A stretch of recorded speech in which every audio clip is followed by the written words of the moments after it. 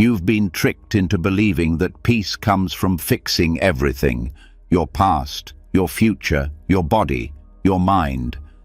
That once you finally figure it all out, the anxiety will disappear.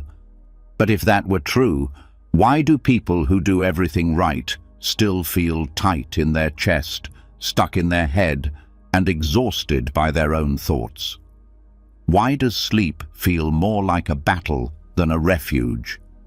The truth is, anxiety doesn't come from the world outside. It grows from the stories the mind keeps telling, the ones about what might happen, what should have happened, and what never seems to stop happening. But Buddhism offers something most advice doesn't: a way to let go, not by fixing the storm, but by stepping out of it. This isn't about becoming a monk or escaping your life. It's about finally learning how to stop running from your thoughts, your fears, and your endless need to control what can't be controlled. It's about melting the tension, not by force, but by understanding. The kind of understanding that comes when the noise dies down and the truth gets a chance to speak. Tonight, while your eyes rest and your body sinks into stillness, these teachings will begin to undo the knot inside your chest. Thought by thought, breath by breath, the grip will loosen, the panic will soften, and a quiet confidence will begin to rise, a deep knowing that you don't have to chase peace anymore. You already have it. You just forgot how to feel it. This isn't just another sleep audio. This is the night everything changes. Are you ready? Let's begin. But before we go any further, let's go deeper. Because the problem isn't just anxiety. The real problem is why it's there. And more often than not, it's hiding beneath one dangerous habit almost no one questions: the obsession with knowing. The belief that safety comes from having all the answers. The constant pressure to be sure, to predict, to plan, to control.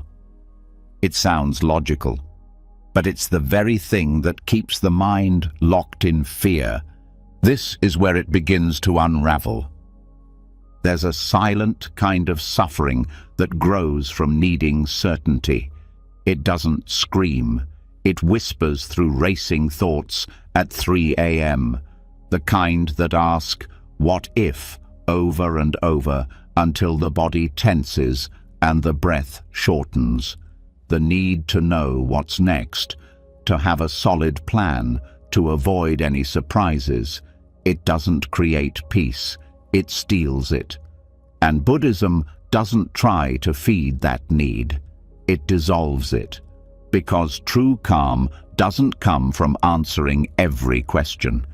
It comes from realizing that most of those questions never needed answers in the first place. The wisdom of not knowing isn't ignorance. It's a radical, grounded freedom. It's the moment you stop running through every possible outcome, stop trying to solve the future like a puzzle, and realize the only safe place has always been right here. Not in the next plan, not in the next explanation. Right here, right now. And Buddhism teaches this not as an abstract idea, but as a lived, embodied practice. Letting go of certainty isn't some spiritual poetry. It's the key to inner stillness. We've been taught that to feel safe, we need to predict. But prediction is just a guess dressed up as control. The truth? Life has never been under anyone's full control. Not yesterday, not now, not tomorrow. The weather shifts, people change, plans fall apart. Even the most carefully built lives are still touched by the unknown. And here's the twist. The more someone tries to control that chaos, the more anxious they become. Because deep down, the body knows it's a losing game. Buddhist wisdom turns that entire game upside down. It says, stop trying to win, stop needing to know, stop fighting the river and learn to float. Not knowing becomes power when it's embraced, not feared. When it's understood not as a flaw, but as the nature of all things. Impermanence isn't a threat, it's a relief. Because if everything changes, then even anxiety isn't permanent. Even fear isn't forever. There's nothing to cling to, and in that space, the mind finds air. Instead of chasing fixed answers, Buddhism teaches how to sit in the presence of the question, to feel the discomfort of uncertainty and not react. That space between not knowing and reacting is where real transformation happens. It's the space where anxiety starts to melt, not because it was solved, but because it was seen with new eyes. Think about how often certainty is used like armor. If I just know what they're thinking, if I just know how it ends, if I just know what to do. But every layer of that armor is heavy, and it never really protects. It just makes it harder to breathe. Letting go of that need doesn't make someone vulnerable, it makes them light. It makes them free. Zen teachers sometimes say, "Don't know mind is closest to truth." That phrase isn't a metaphor. It's a direct invitation to step out of the trap of constant labeling and judging and predicting. It's the exact opposite of what the anxious mind does. Anxiety tries to categorize every experience, label every emotion, forecast every outcome, and in doing so, it squeezes the life out of the present moment. But what happens when the mind softens, when it stops demanding answers? Something surprising takes its place, not confusion, not chaos, but clarity, a quiet, grounded awareness that doesn't need a name or a plan. This isn't giving up. This is waking up. One of the most powerful tools Buddhism offers is curiosity. Not the kind that needs facts, but the kind that gently asks, "What is this?" without rushing to define it. When anxiety arises, instead of trying to get rid of it or explain it, the practice is to meet it, see it, feel it, let it be without trying to fix it. Because in that gentle meeting, something shifts. The anxious energy loses its grip. The need to label fades, and awareness takes its place. This is why so many Buddhist practices begin with the breath. Because the breath doesn't need to be understood, it only needs to be felt. The breath is never in the future, it's always now. And every time attention returns to it, the mind drops a little bit of its obsession with knowing. A breath can't be predicted, it can only be received. That's the training, moment by moment, breath by breath, learning to receive what is instead of chasing what might be. What's extraordinary is how fast the nervous system responds to this. The body listens. When the mind no longer screams for control, the shoulders drop, the heartbeat slows, the stomach unclenches. Because finally, the inner command center has stopped yelling instructions, and in the silence, the body returns to its natural rhythm, a rhythm that was always waiting underneath the noise. The practice of not knowing is also about humility. It admits what most of us try to hide, that we are not in control, that we don't have all the answers, that life is bigger than our plans. But instead of resisting that fact, Buddhism bows to it. And in that bowing, there's power, there's release, The kind of release that feels like finally putting down a burden no one asked you to carry in the first place. Some of the greatest breakthroughs come from this surrender, not because a plan was made, but because the mind was quiet enough to hear something deeper. Intuition doesn't scream, wisdom doesn't argue. They wait for silence, they wait for space, and the obsession with knowing leaves no room for either. That's why Buddhist teachings are so full of paradox, because the truth doesn't fit neatly into answers. It lives in tension, in presence, in stillness. When the anxious mind hears that, it gets frustrated. It wants clarity, it wants resolution, but the deeper self hears something else. It hears peace, because peace isn't the absence of problems, it's the absence of needing to control them all. This shift is subtle but profound. It's the moment the inner voice says, "I don't know," and that's okay. It's not helpless, it's spacious, it's not giving up, it's giving in to the flow of life instead of the illusion of control. And slowly, that acceptance becomes strength. The kind that doesn't flinch when life swerves.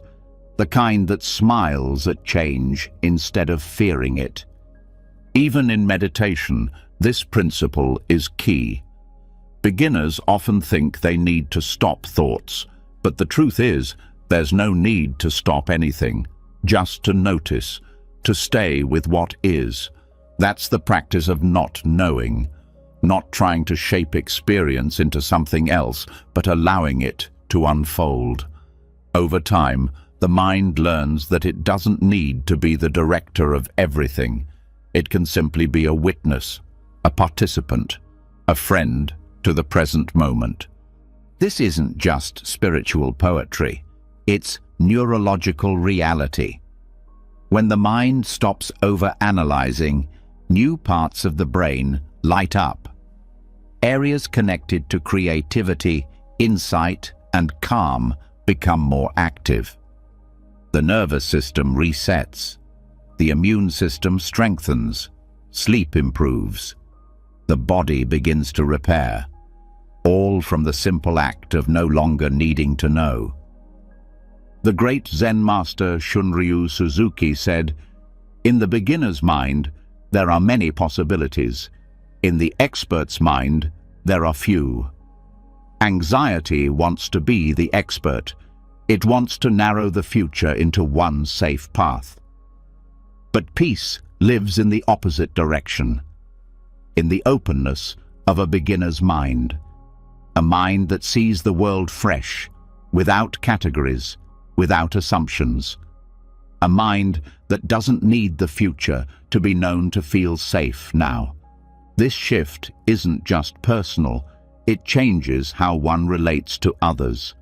When the mind no longer needs to predict or judge, conversations become deeper, relationships become lighter. There's less pressure to fix or advise or explain, just presence, just listening. And in that space, connection grows. The wisdom of not knowing is not passivity, it's engagement without tension. It's the quiet confidence that whatever comes can be met. It's the rooted strength of someone who no longer needs life to follow their script.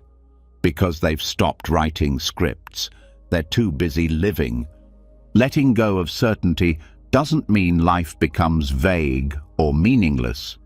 It means life becomes vivid, felt, real. Every sound, every touch, every breath becomes a doorway back to presence. And in presence, anxiety loses its fuel. Because anxiety can only survive in the imagined future, never here. So the next time that wave of worry rises, pause. Don't fight it, don't follow it, just see it. Know that it doesn't need to be solved. It just needs space, Give it that space. Give it permission to rise and fall, and know that in doing so, you're practicing the greatest form of courage, living without needing to know. And as the body softens, and the thoughts slow down, and the breath deepens, a different kind of knowing begins to emerge. Not the kind built on facts and forecasts, but the kind that's felt in the bones. The kind that says, I am okay, right here, right now. That's the wisdom of not knowing, and that's where peace begins. The moment certainty loosens its grip, something strange and subtle begins to show itself. A strange quiet, a hollow feeling, as if the mind suddenly asks, if I don't have to know everything, then who am I? That's not a flaw in the path. That is the path. When control fades, the self, the one who was clinging so hard, begins to flicker, and in that flickering, the next truth unfolds.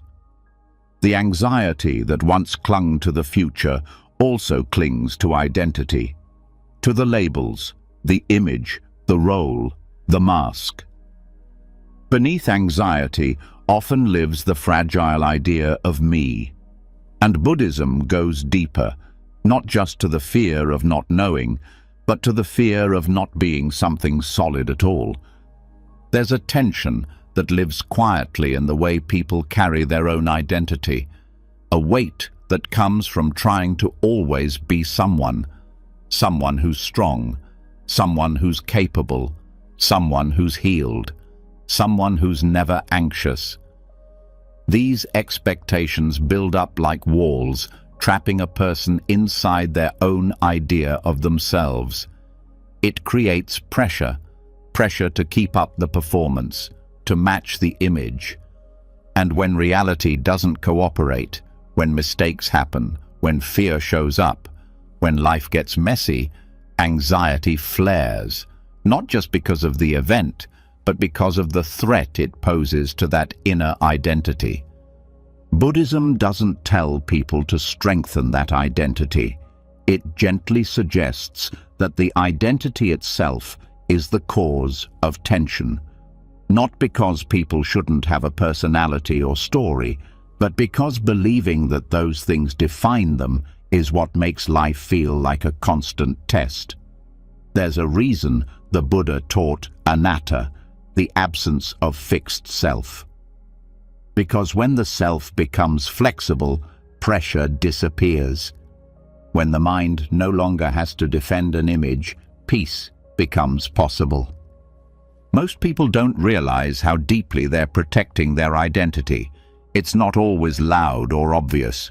It's in the hesitation before saying, I don't know. It's in the way someone over-explains to prove they're smart enough. It's in the way someone avoids vulnerability to appear strong. These behaviors don't come from arrogance. They come from fear. Fear that if the image cracks, they'll be rejected, abandoned, unworthy. But what if that fear is built on a false foundation? What if the image was never needed in the first place?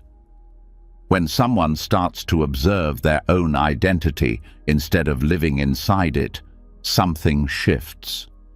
The anxiety that came from always needing to measure up begins to lose power. The shame that came from failing to be a certain version of oneself begins to lift, because there's nothing to defend anymore, nothing to hide, just a stream of experience moving through awareness. Thoughts come, emotions pass, roles change, and none of them need to be clung to. There's a deep misunderstanding that identity equals meaning, that without a fixed sense of self, life becomes empty. But that's only true when identity is seen as the source of worth. Buddhism points towards something else, that identity is a tool, not a truth, a useful fiction that helps navigate the world, but not something that needs to be worshipped. And when that fiction is seen clearly, it stops being a prison. The anxiety of identity also shows up in comparison. If someone believes they are their job, then someone else doing better feels like a threat. If someone believes they are their reputation, then criticism feels like destruction. But if identity is soft, if it's understood as temporary, then there's nothing to protect. There's room to grow, to fail, to laugh, to evolve. And with that space comes calm. Meditation helps reveal this directly, not through ideas, but through experience. Sitting in stillness, the mind begins to watch its own patterns. It sees the way it tries to hold on. I am this. I should be that. I must not be that. But with time and practice, those statements lose their grip. They become like clouds, brief, shifting, insubstantial. And slowly, identity starts to feel more like weather than architecture, not something permanent, just passing formations. What rises in the absence of fixed identity isn't emptiness in the way most people fear.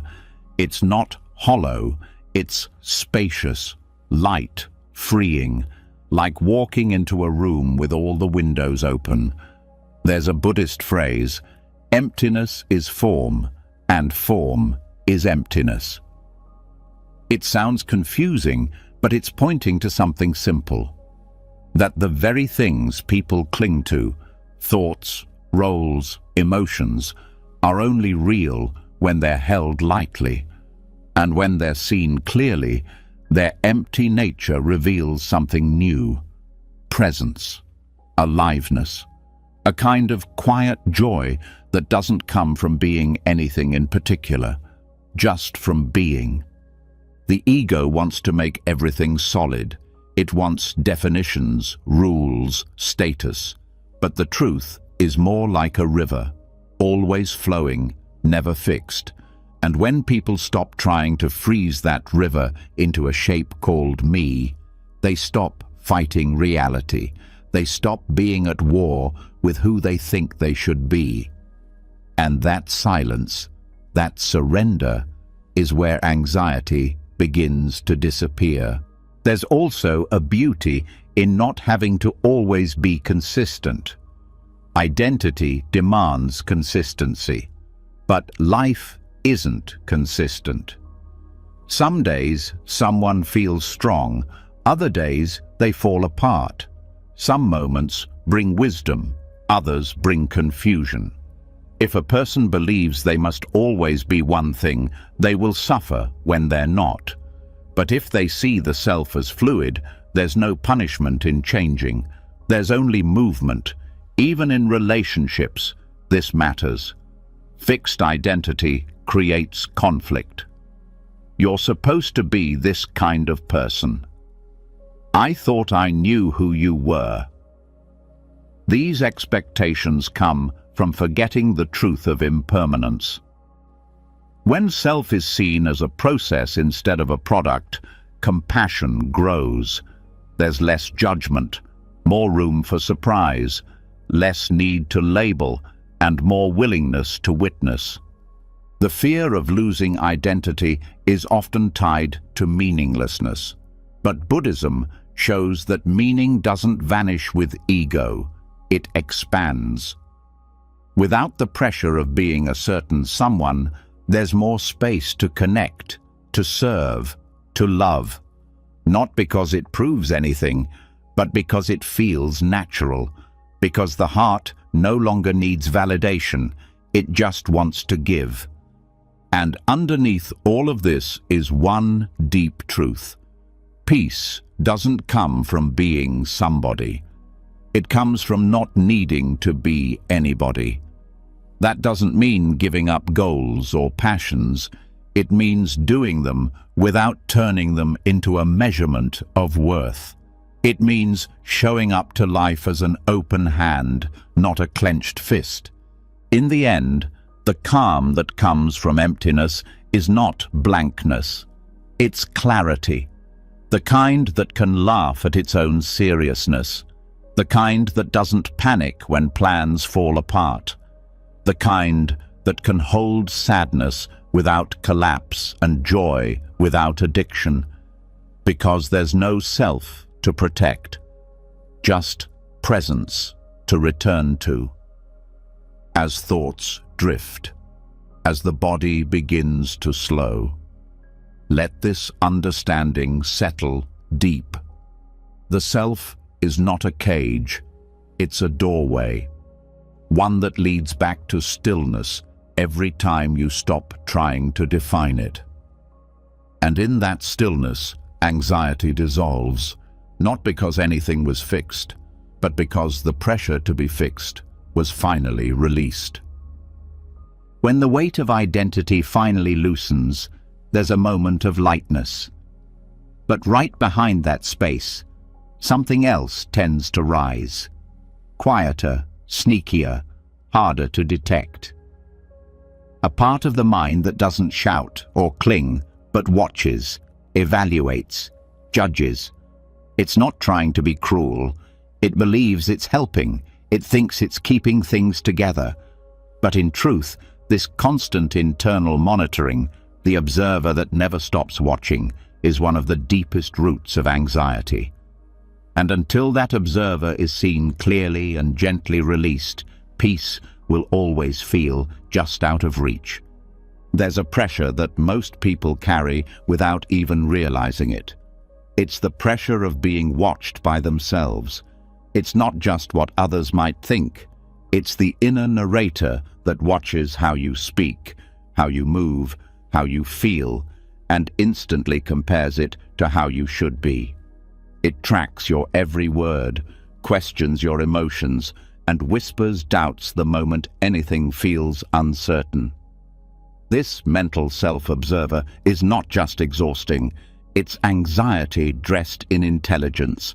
It builds up over time, from school systems that reward performance over presence, from families that equate behavior with worth, from cultures that tell people to be polished, impressive, and mistake-free. Slowly, the mind learns to split. One part lives, the other part watches. And the more that second part grows, the more pressure builds.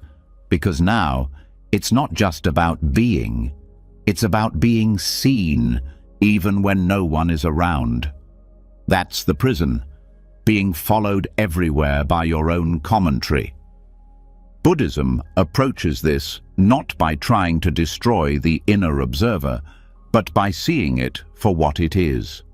A pattern, a habit, a survival tool that stayed long after it was needed. When mindfulness is misunderstood, it can even feed this pattern. People hear, "Watch your thoughts," and turn it into a performance. They try to meditate perfectly. They try to feel the right way. Even their silence becomes self-conscious. And suddenly, even spiritual practice becomes part of the inner checklist.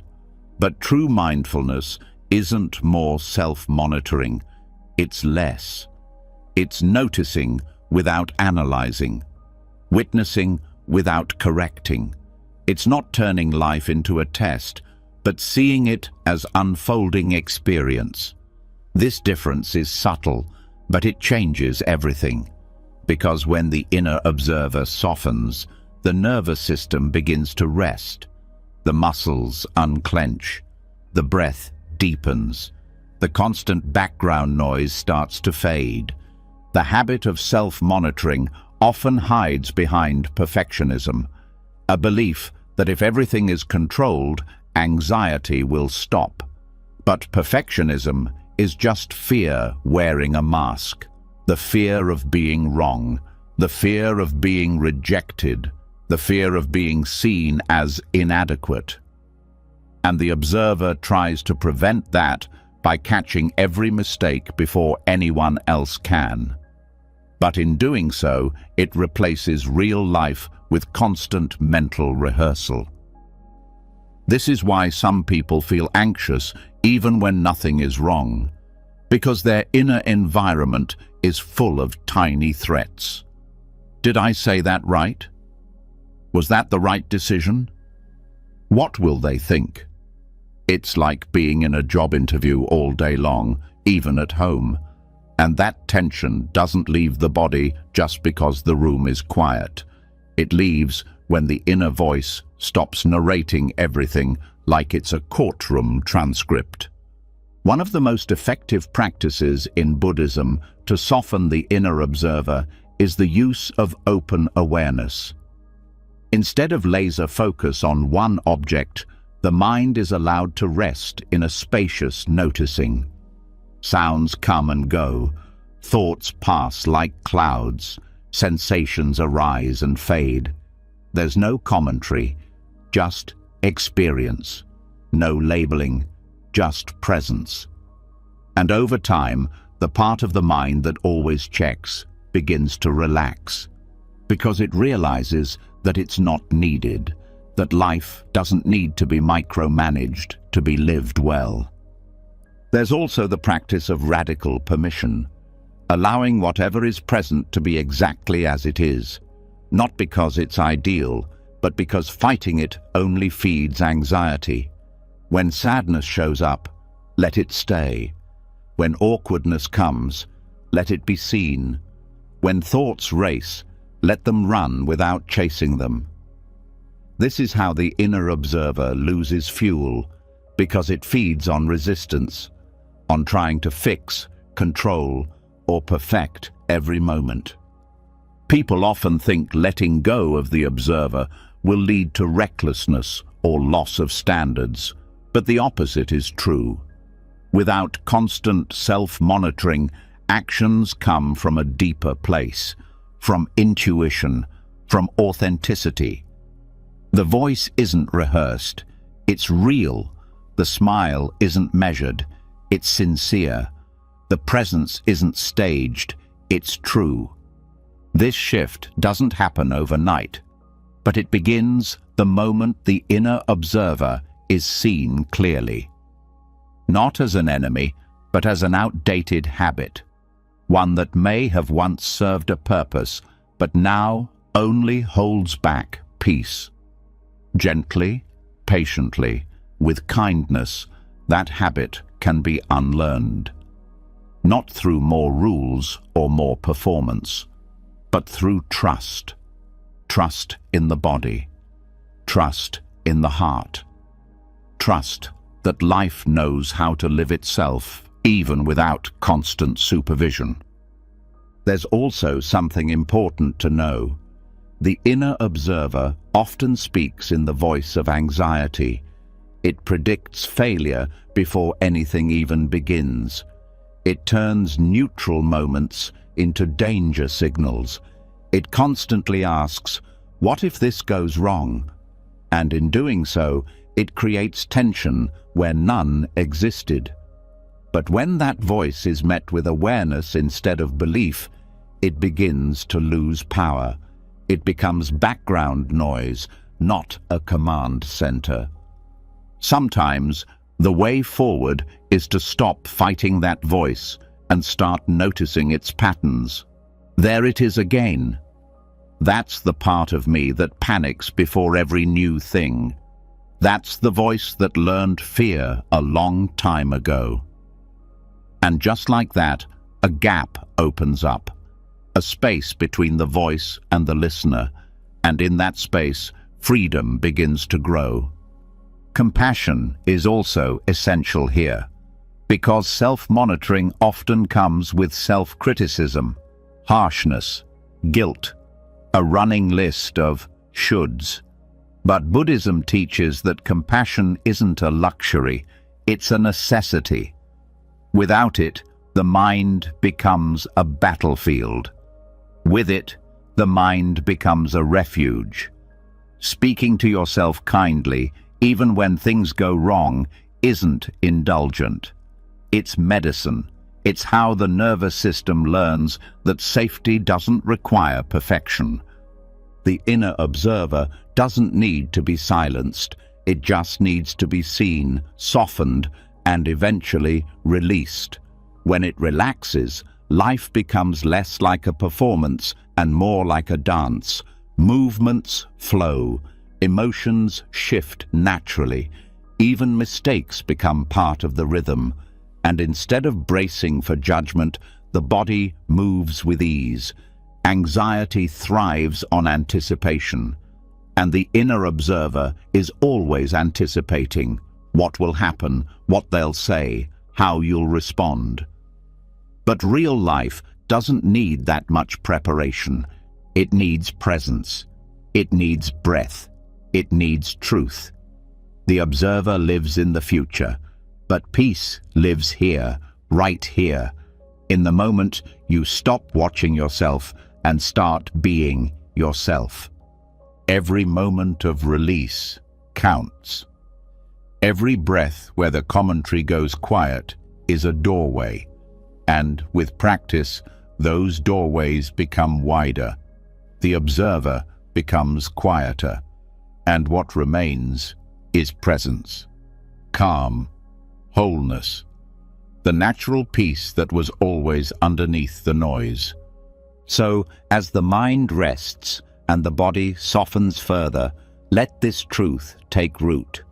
You are not the voice that watches. You are the space it appears in, and that space is already free, already enough, already at peace. Once the inner observer starts to fade, the silence it leaves behind can be beautiful, but it also uncovers something deeper, something more primal. Beneath the self-monitoring and overthinking, there's a pull, a tug-of-war the mind plays with the world. It reaches for what it wants. It runs from what it fears. That constant swing between craving and aversion is the hidden rhythm that drives most anxiety. It's subtle, but it shapes every choice, every mood, every thought. Buddhism calls this cycle samsara's pendulum. And unless this swinging is seen clearly and softened, the mind will keep spinning in panic, even when life is quiet. Craving doesn't always look like desire. Sometimes it shows up as restlessness, as a hunger for relief, for certainty, for something to fix the unease. The anxious mind clings to fantasies of success, of safety, of being liked, believing that once those things are secured, peace will follow. But it never does, because the craving itself creates pressure, and every time the mind says, "I need this to feel okay," it also says, "Without it, I'm not okay." That dependency becomes a prison, a loop, a constant chase that never really ends. On the other side of the pendulum is aversion, the pushing away of discomfort, awkwardness, fear, and pain. This is the part of anxiety that makes the body tighten. That tells you to avoid the meeting, skip the phone call, suppress the feeling. It's not just about discomfort, it's the belief that discomfort must be removed immediately, that anything unpleasant is dangerous. And that belief feeds panic, because now it's not just pain, it's panic about pain. Together, craving and aversion form a loop. The mind chases one thing, flees from another, and calls that running life. But it's not life. It's reactivity. It's an endless back and forth that never allows rest. And because neither craving nor aversion can ever be fully satisfied, anxiety becomes the background hum of existence, a low-level alarm that never really turns off. Buddhist practice interrupts this loop, not by replacing craving with discipline or suppressing aversion with force, but by cultivating something else entirely: equanimity. The calm strength to meet both attraction and fear without being pulled. Equanimity isn't numbness, it's not indifference, it's clarity. It's the grounded, centered awareness that sees a thought arise and doesn't chase it. That feels a fear appear and doesn't flinch. That knows both the pleasure and the pain are temporary and doesn't build an identity around either one. Anxiety is often strongest when equanimity is weakest. When someone can't sit with the tension of "not yet," the craving takes over. When someone can't bear the discomfort of emotion, the avoidance grows louder. But equanimity teaches a different way: to stay, to soften, to allow, not as a strategy to escape, but as a way to dissolve the need for escape entirely. The pendulum isn't bad, it's natural. Pleasure comes and it feels good. Pain comes and it doesn't. But when the mind becomes attached to chasing one and rejecting the other, peace is impossible. It's not the experience that hurts, it's the grasping, it's the pushing, it's the refusal to be with what is. Craving says, "This isn't enough." Aversion says, "This is too much." Equanimity says, "This is what's here." And in that shift, the cycle begins to slow. There's also a hidden fear behind craving, the fear of emptiness. That if we stop wanting, we'll lose direction. But Buddhism shows that true clarity doesn't come from grasping. It comes from seeing. When the need to fix and change everything pauses, space opens, and in that space, life reveals itself. Not as something to conquer, but something to meet, moment by moment. Even small things reveal the pendulum, craving the perfect response to a text, dreading a silent pause in a conversation, wanting to be praised, fearing being misunderstood. The mind is constantly pulling and pushing, but with practice, it learns to stay steady, to feel the swing but not be thrown by it.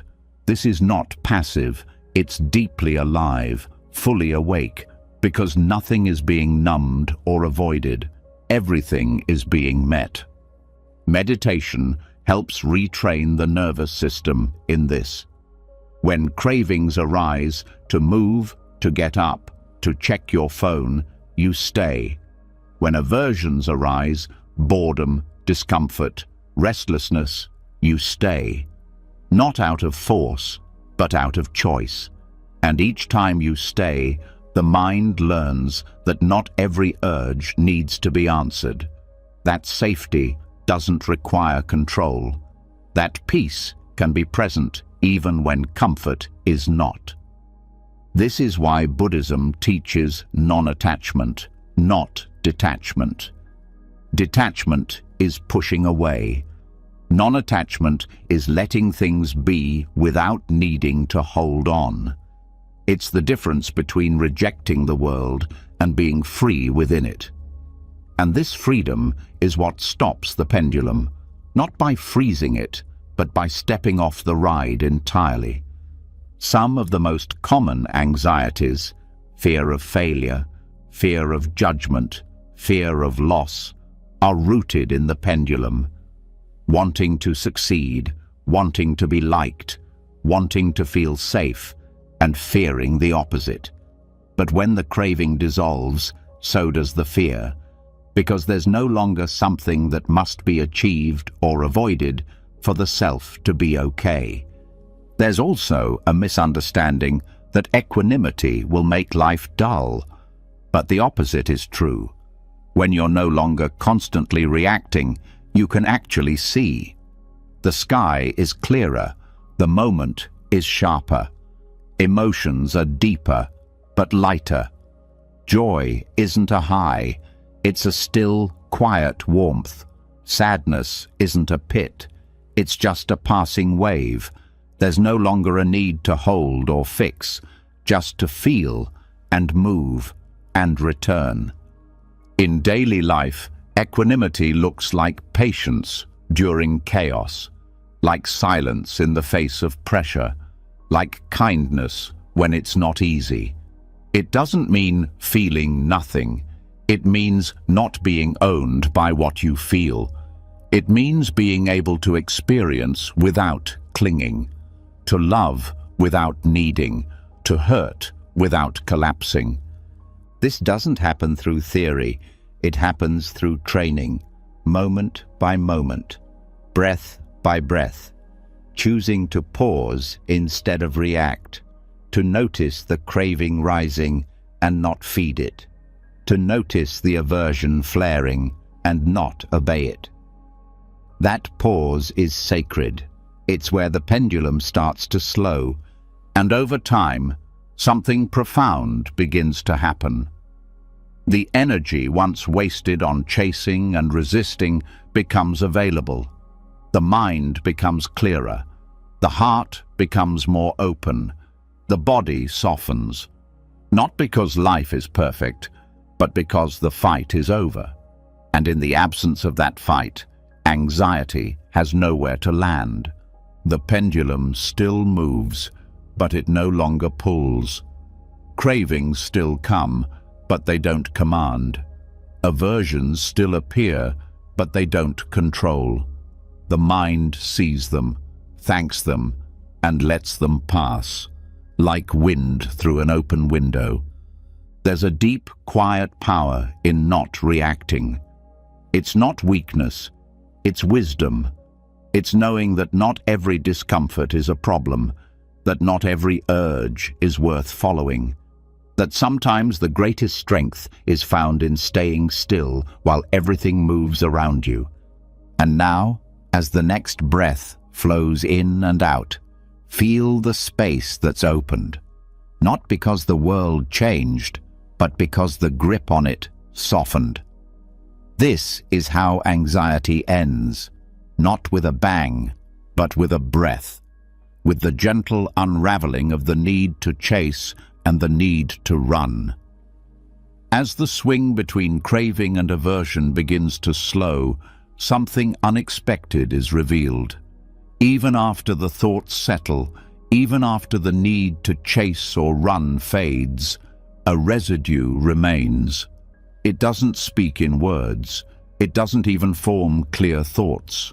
It lives in the chest, in the shoulders, in the breath. It tightens the jaw without permission. It shortens the inhale before danger appears. It curls the body inward without any conscious choice. This is the echo of old experiences, the body's memory of fear. And until that memory is met and gently released, anxiety will always have a place to hide, even in silence. Many people believe their anxiety lives only in the mind. But the body tells a different story. A story of old moments still being replayed under the surface. Times when it wasn't safe to relax. Moments when the body had to armor itself to survive. These reactions become embedded, not because the person is broken, but because the nervous system learned something it never got the chance to unlearn.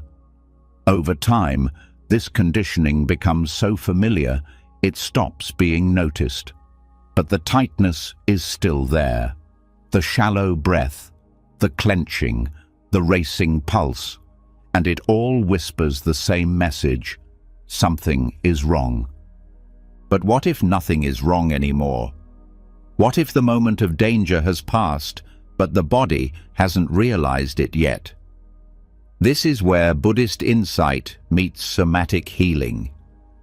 Because Buddhism doesn't stop at calming the mind, it goes all the way into the body, into the breath, into the places where emotion hides in silence.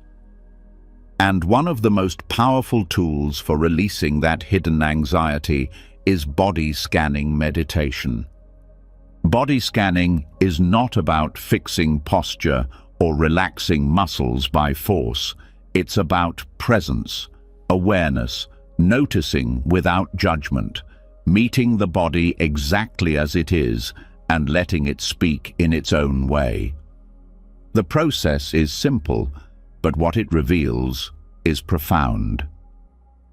moving attention slowly through each part of the body, not to change it, but to feel it, to sense what it's holding, to let awareness melt into every corner the mind usually ignores. This kind of attention is not mechanical. It's soft, gentle. It doesn't analyze or explain. It just feels. And in that feeling, tension starts to release, not because it was commanded to, but because it was finally heard. The body doesn't need to be pushed. It needs to be seen. And when awareness meets sensation with patience, the nervous system learns it's safe to let go.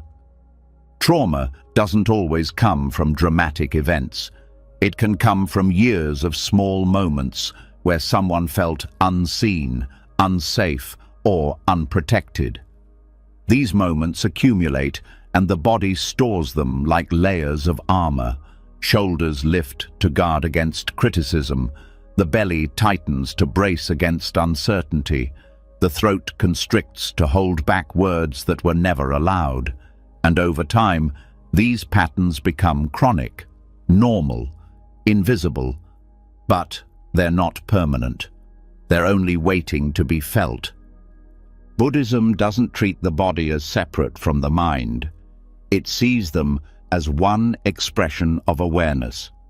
So, healing must include both.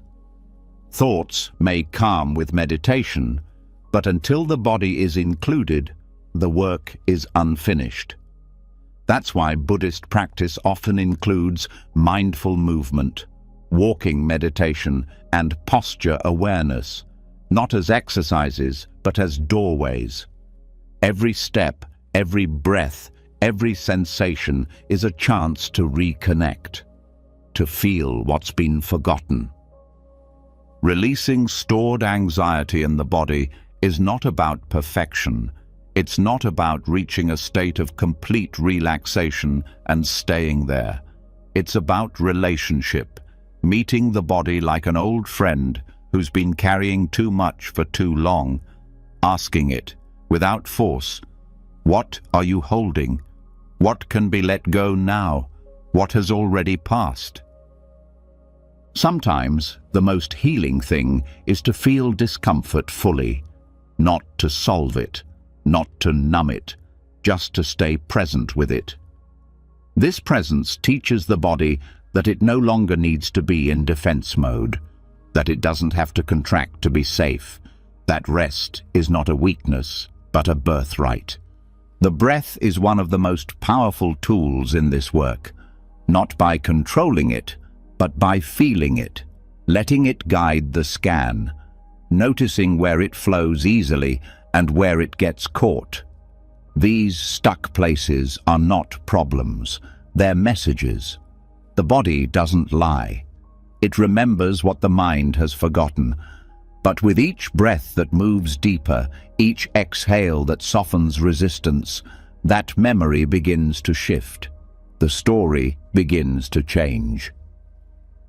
Equanimity, explored earlier, becomes even more important here. Because sometimes what arises during a body scan is uncomfortable. Tightness, heat, sadness, a trembling. But equanimity allows it to be there without panic, without labeling it as wrong. This non-reactive awareness is what allows true healing. Not suppressing, not fixing, just staying, just being with. Over time, this builds trust. The body starts to trust awareness. It starts to feel safe in presence. And when that trust grows, the old patterns begin to unravel on their own.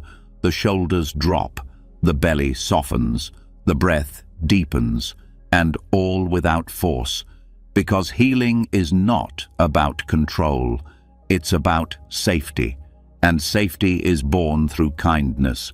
Kindness toward the body is radical, especially in a culture that teaches control, discipline, and appearance over inner reality.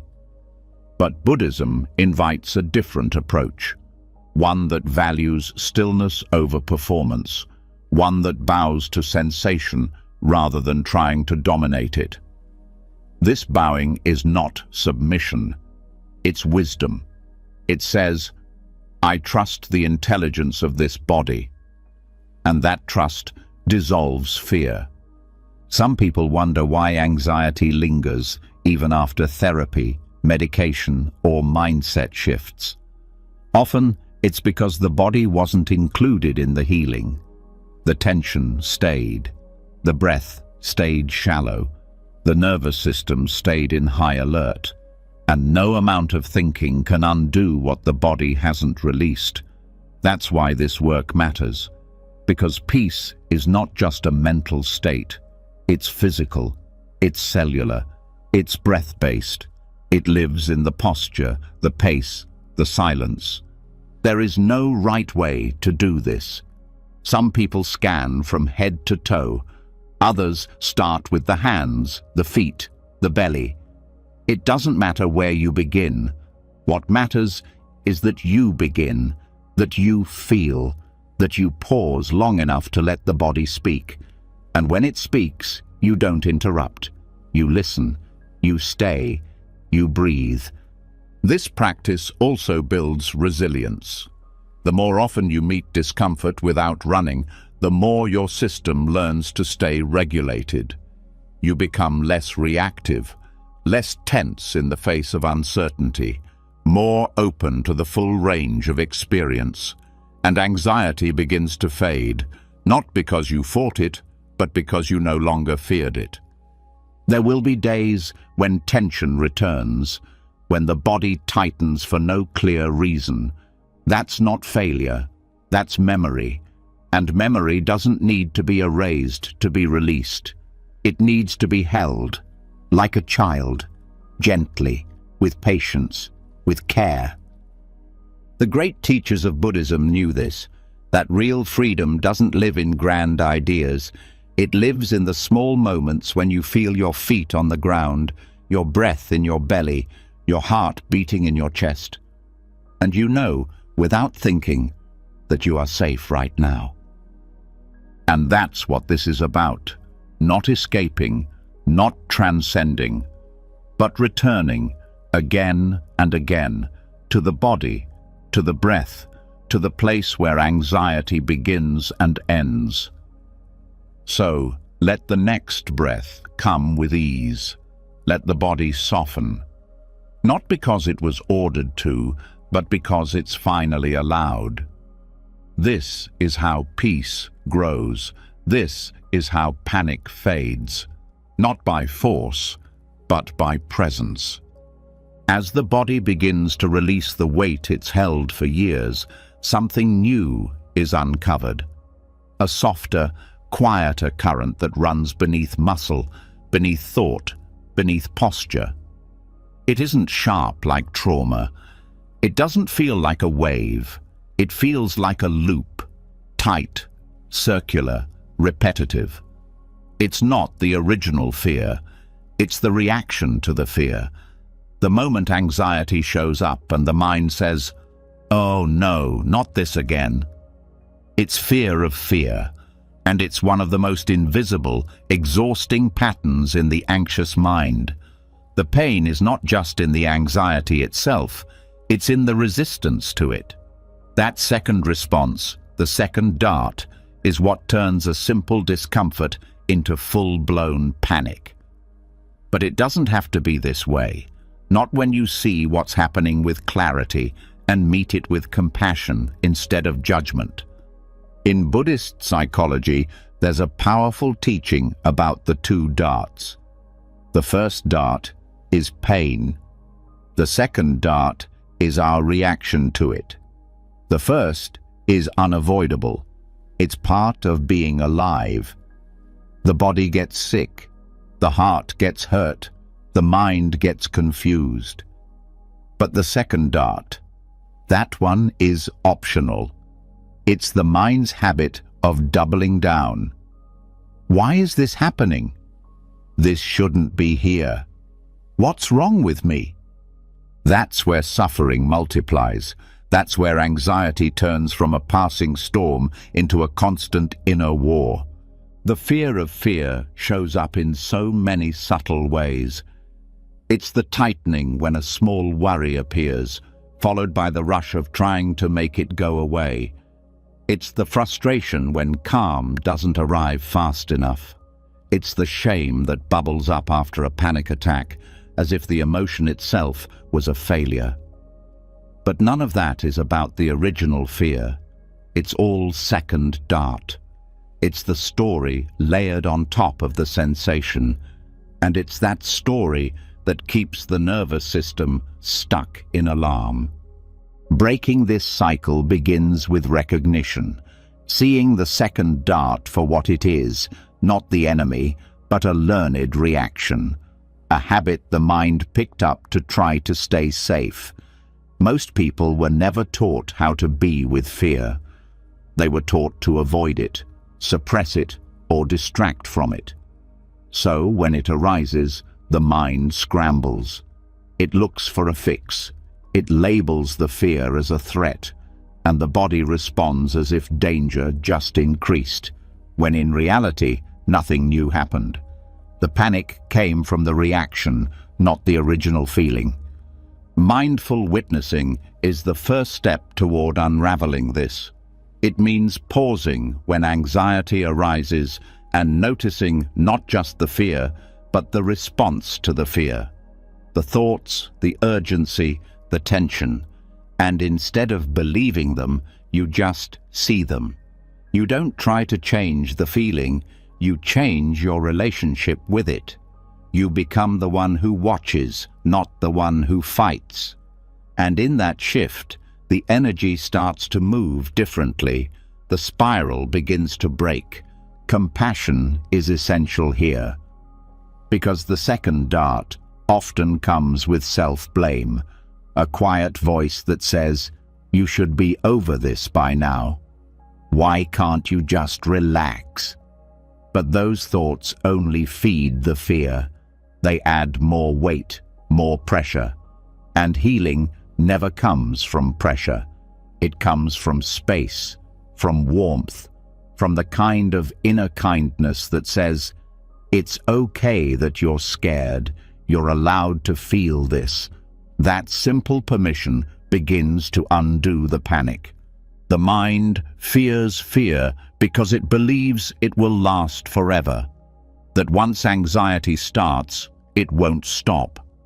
That it will take over, ruin everything, spin out of control. But that belief isn't true. It's just unexamined. When you sit with fear without adding resistance, you discover something surprising. Fear rises, peaks, and fades, just like every other emotion. It doesn't need to be fixed, it just needs to be allowed. And the more often you allow it, the less power it has. This is why meditation is such a powerful teacher. Because in stillness, fear is easier to see. And when it arises, you don't run. You stay. You breathe. You watch. And slowly, the second dart loses its edge. The thought, "This is bad," is replaced with, "This is here." The panic shifts into presence, and presence doesn't panic. There's a physical layer to this too. Fear of fear tightens the breath, it narrows the eyes, it hunches the shoulders. But when you notice that and soften, the body sends a different signal to the brain. We're not in danger. The nervous system begins to calm, not because you forced it to, but because you stopped feeding the fire. You let the flames burn out naturally. Over time, this becomes a new habit. The first dart may still come, an old memory, a racing thought, a flicker of panic, but the second dart doesn't follow. Or if it does, it fades quickly. And suddenly, you're not afraid of fear anymore. You don't need to run from it. You don't even need to fix it. You just know how to meet it, and that knowing is power. This kind of healing isn't flashy. It doesn't look dramatic. It happens in the quiet moments, in the space between the thought and the reaction, in the breath between tension and surrender. And each time you choose awareness over resistance, compassion over criticism, you rewire the mind. You teach it that fear is not the enemy, it's just another visitor. And like every visitor, it leaves when it's no longer entertained. There's also a shift in language that helps, moving from "I am anxious" to "anxiety is here." That small change creates space. It separates the feeling from your identity. You are not your fear. You are not your panic. You are the awareness that holds all of it. And that awareness is unshaken. This is what Buddhism points to again and again, the nature of mind as a spacious field. Emotions arise within it, but they are not it. They pass through like weather, and fear, when met with equanimity, has nowhere to land. It becomes just another part of the landscape, not a storm, just wind. It's important to say this clearly. Fear of fear is not weakness. It's conditioning. It's what happens when people are never taught how to sit with their own discomfort. But you are learning now. You're building the capacity to meet fear with something stronger than resistance. You're learning to meet it with presence. And presence doesn't ask questions like, "Why is this happening?" It asks, "Can I stay? Can I feel this? Can I soften right here?" And even if the answer is no at first, the asking itself is a door, a new path, a shift away from panic and toward peace. Fear will still visit, but it won't stay as long. It won't speak as loudly. It won't run the show, because now it's being met by someone new, someone calmer, kinder, and more awake. So let the next breath be full. Let it move through your chest without needing to change it. Let fear be here if it needs to be. And know that it's not a failure. It's just a flicker of human experience passing through an infinite sky. When fear no longer triggers fear, and the second dart begins to dissolve in awareness, the mind finds stillness. But there's something deeper that still stirs beneath the surface. A quiet hum that never really goes silent. It's the sense that something is always coming, that something must always be prepared for, a future that hasn't arrived but already feels urgent. This invisible pressure doesn't always scream. Sometimes it feels like restlessness, like impatience, like an unease that can't be placed. And it all comes from one place: time. Not time as it truly is, but time as the mind imagines it. Linear, rushing, urgent. That version of time feeds anxiety. But there's another way to experience time, a way that doesn't chase the future, a way that heals. Buddhism doesn't treat time as a straight line. It treats it as a construct of thought, something the mind uses to organize the world, but not something real in the way presence is real. Most of the stress people carry doesn't come from this moment. It comes from what they think this moment will lead to, from the imagined consequences of what's not yet happened. And that future thinking pulls attention out of the body, out of awareness, into a mental world that never settles. Meditation cuts through this illusion by bringing attention back to what doesn't move, this breath, this sensation, this stillness. Clock time is useful, but it's not always helpful. There's a difference. It helps organize schedules, plan tasks, meet others. But when clock time becomes the lens through which the inner world is measured, peace becomes impossible. Because no matter how present someone tries to be, the mind keeps asking, what's next? It keeps measuring, judging, counting, and in that counting, life is missed.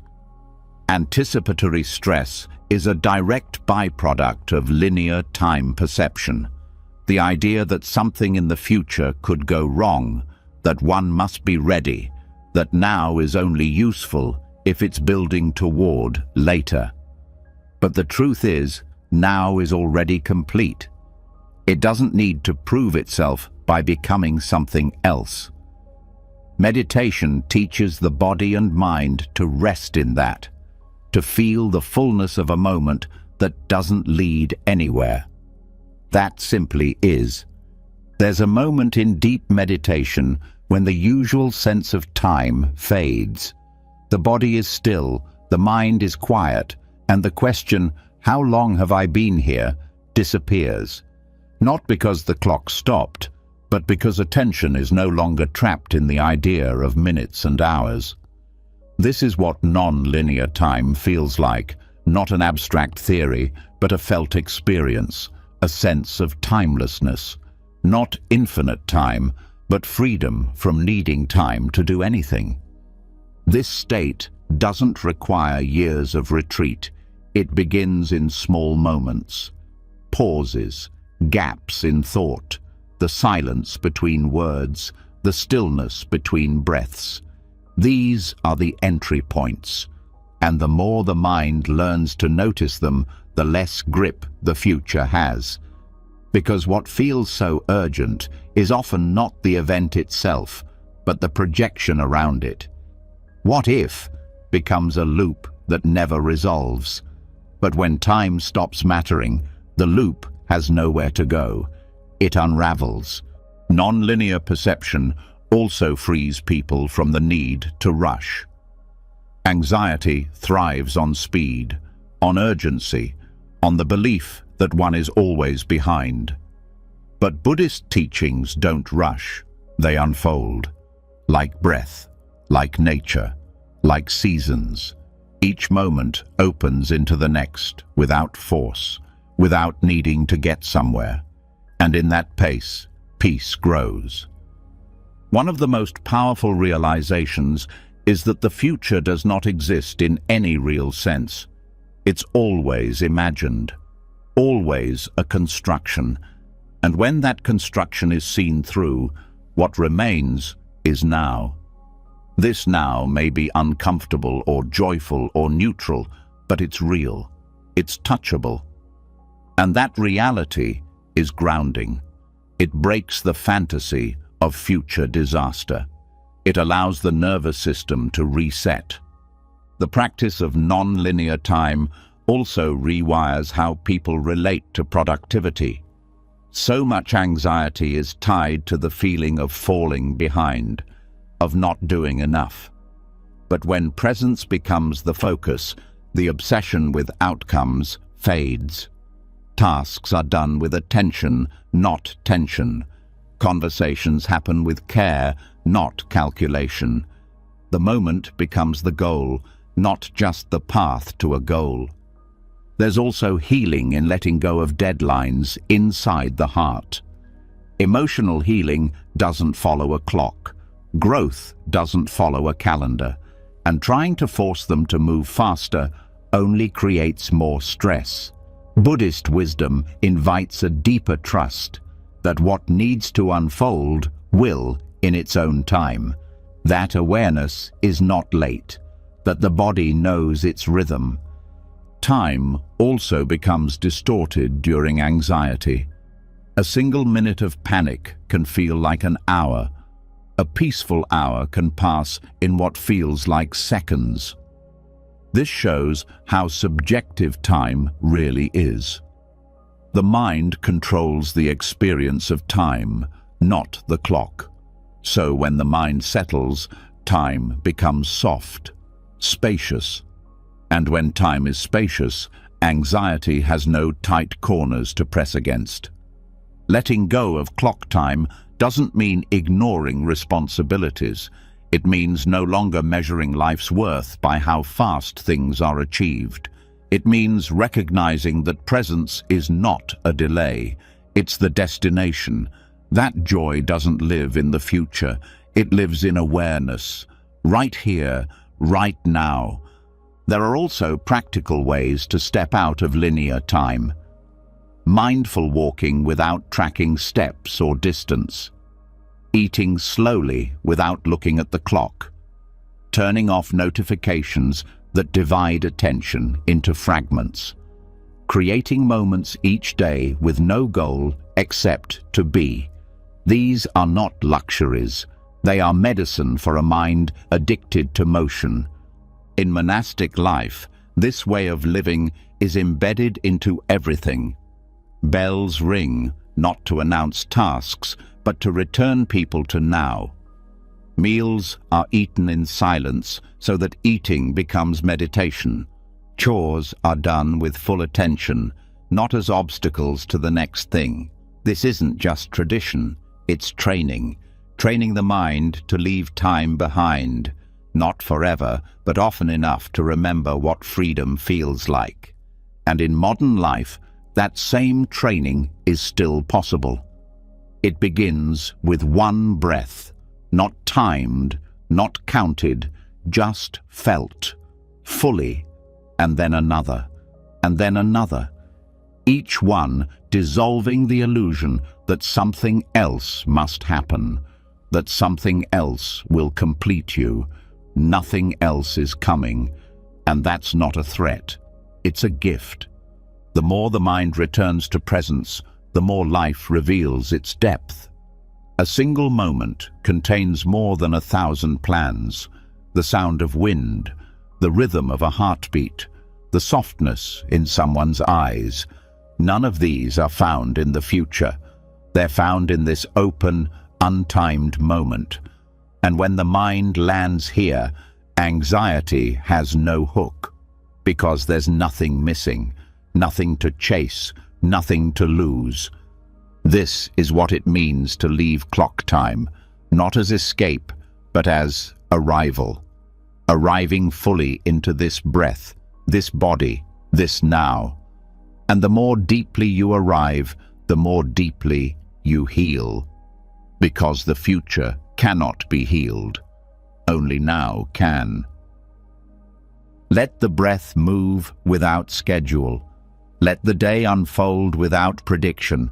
Let time become soft, like mist, like space, like the sky.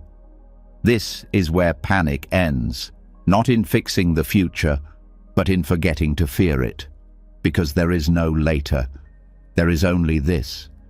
As time softens and the future loses its grip, the mind begins to rest in something closer to its natural state.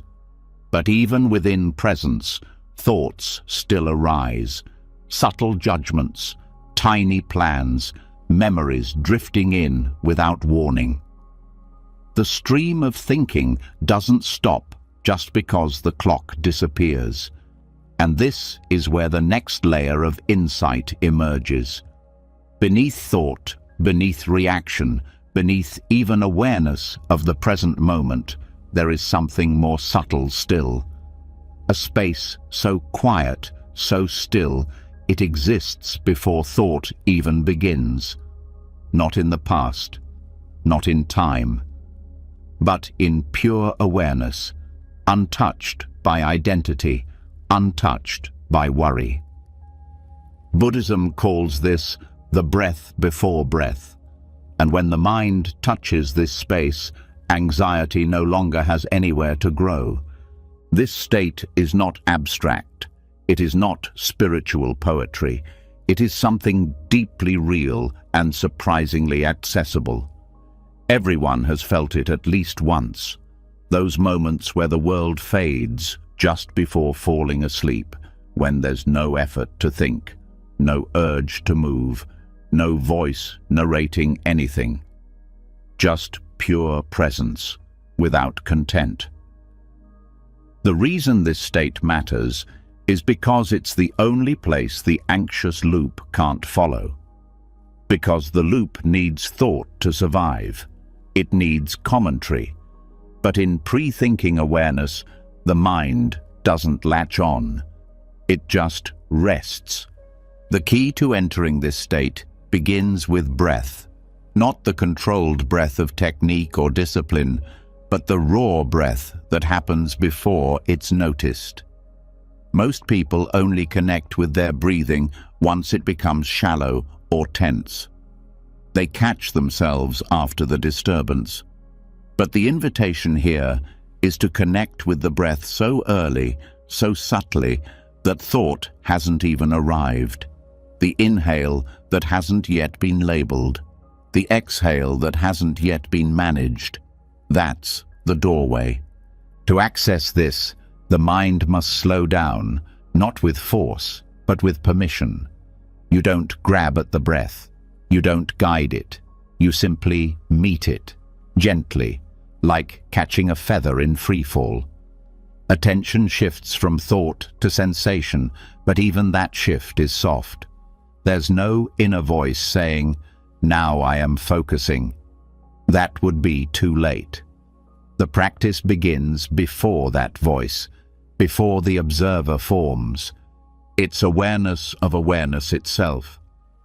This may sound impossible, but it's closer than you think. All it requires is a kind of listening that doesn't wait for words, a sensing that doesn't need shapes. Most meditation techniques guide people into this slowly. Watching the breath, noticing sensations, naming thoughts. These are steps that prepare the system. But this practice skips even the preparation. It starts from stillness. And in that stillness, you notice something surprising. There is no need to do anything. Awareness is already here. The breath is already happening. The only thing missing was noticing it without naming it. This is what interrupts anxiety at its very root. Because anxiety always begins with a story, a projection, a resistance. But in pre-thinking awareness, there are no stories, no projections, just openness. Thoughts may still come, but they don't catch. They float by, they dissolve. And slowly, the habit of following them fades. It's like watching ripples fade on a lake. You don't need to push them down. You simply stop throwing stones. That's what the breath before breath teaches. That the mind doesn't need to be controlled. It just needs to be left alone. And in that allowing, peace emerges not as a goal, but as the natural state of being. This space also reveals something powerful about identity, because before thought, there is no self, no role, no past, no problem to solve, just presence. And when someone lives from that presence, even for a few moments, everything shifts. Decisions become simpler, emotions become less sticky, relationships become less reactive, because the inner anchor no longer depends on control. It depends on connection to what is always already here. In daily life, this awareness can be accessed in micro moments. Just before speaking, just before reacting, just before checking your phone. These are the spaces where anxiety usually enters, when attention slips forward into prediction. But if instead awareness drops backward into the breath, into the sensation of simply existing, the loop is interrupted. Not violently, not with effort, just softly, like a curtain opening to reveal light. One way to practice this is to sit in silence with no goal, no breath count, no mantra, just a simple intention to notice the first breath, not the second, not the 10th, the first one, the one that rises before the mind catches it. You won't always find it, But the act of looking shifts something. It rewires the nervous system away from problem solving and into presence. It trains attention to live before the storm. This practice also shifts how you relate to time. Because before thought, there is no urgency, no clock, no future. And in that timeless space, the body heals, the breath regulates, the heart rate slows, the immune system recalibrates, all from doing nothing, not passive nothingness, but alive stillness, the kind of stillness that listens with its whole being. Over time, this becomes less of a practice and more of a home, a place the mind naturally returns to when panic arises, not to escape, but to remember that you are not the anxious thought. You are the space it appeared in, and that space cannot be harmed. What's powerful is that this doesn't require special conditions. You don't need a meditation cushion. You don't need silence. You don't even need to close your eyes. You just need a breath. One breath that is felt, not manipulated. One breath that arrives before thinking begins. And from that breath, everything else slows down. There's also a sense of intimacy that comes with this. You are meeting yourself before the mask, before the role, before the nervousness. You are meeting the you that existed before anxiety had a name, before fear became a habit. This meeting is not dramatic, it's quiet, but it changes everything. Because once you know that this space exists, you are never fully caught again. Even in the middle of chaos, you remember. There's something behind this, something deeper than the noise. In Buddhist language, this is sometimes called original mind or beginner's mind. But labels don't matter. What matters is the experience. That soft landing in awareness that asks nothing and gives everything. The freedom of not needing to improve or analyze or defend. Just to be. And that being becomes the foundation, the new default. So when thoughts rush in, they are met with space. When fear starts to climb, it is met with stillness, not resistance, just awareness that is rooted in something older than fear, something more trustworthy than thought. This doesn't mean you won't feel anxiety again. It means you'll see it for what it is, a movement, not a message, a ripple, not a truth, and that seeing sets you free. Let the next breath rise and fall, not because you made it happen, but because it always does. That rhythm is ancient. That awareness is yours. You don't need to do anything. You are already resting in the space before thought, the breath before breath. And in that space, everything is calm. Even after touching the space before thought, after finding the breath untouched by words, something still pulls. The moment the world returns, sounds, voices, alerts, sudden movements, the body tenses again, the mind wakes up, and the old habit kicks in. Reaction, the need to respond, to answer, to fix, to judge, to plan. The moment presence is interrupted, the reflex to respond comes rushing back. But what if that habit could be let go of too? What if peace isn't just found before thought, but also in the decision to no longer respond to everything that follows? There is a hidden anxiety in constant response. Most people feel responsible for every sound they hear, every message they receive, every feeling that rises inside them. It doesn't feel like a choice. It feels automatic. Someone speaks, and the mind prepares a reply. A phone buzzes and the hand reaches for it. A thought arises and attention follows. But the truth is, not everything requires a response. Not every sound is a call, not every feeling is a command. When the need to react to everything dissolves, space opens, and in that space, real calm begins.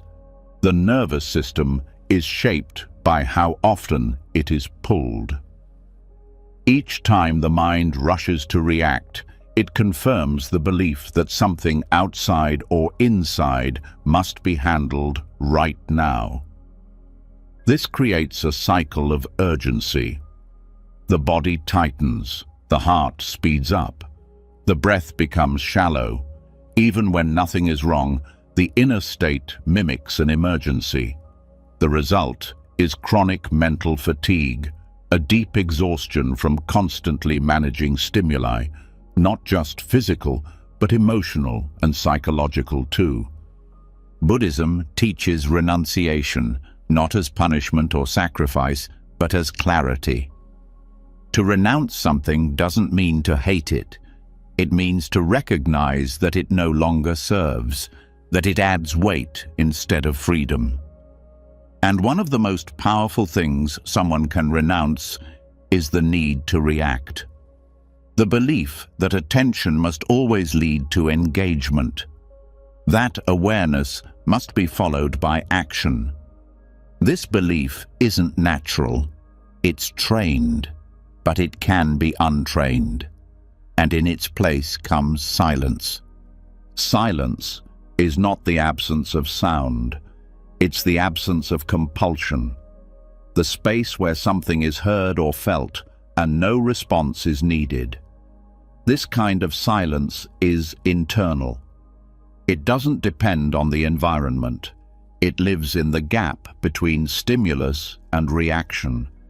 And the more often someone rests there, the more stable their peace becomes. Meditation is the training ground for this. You hear a sound and you let it pass. You feel an itch and you don't move. A thought appears and you watch it leave. Over and over, the mind learns. This too can pass. This too does not require me. This isn't numbness. It's mastery. It's the ability to choose when and how to engage instead of being pulled automatically. In daily life, this becomes even more powerful.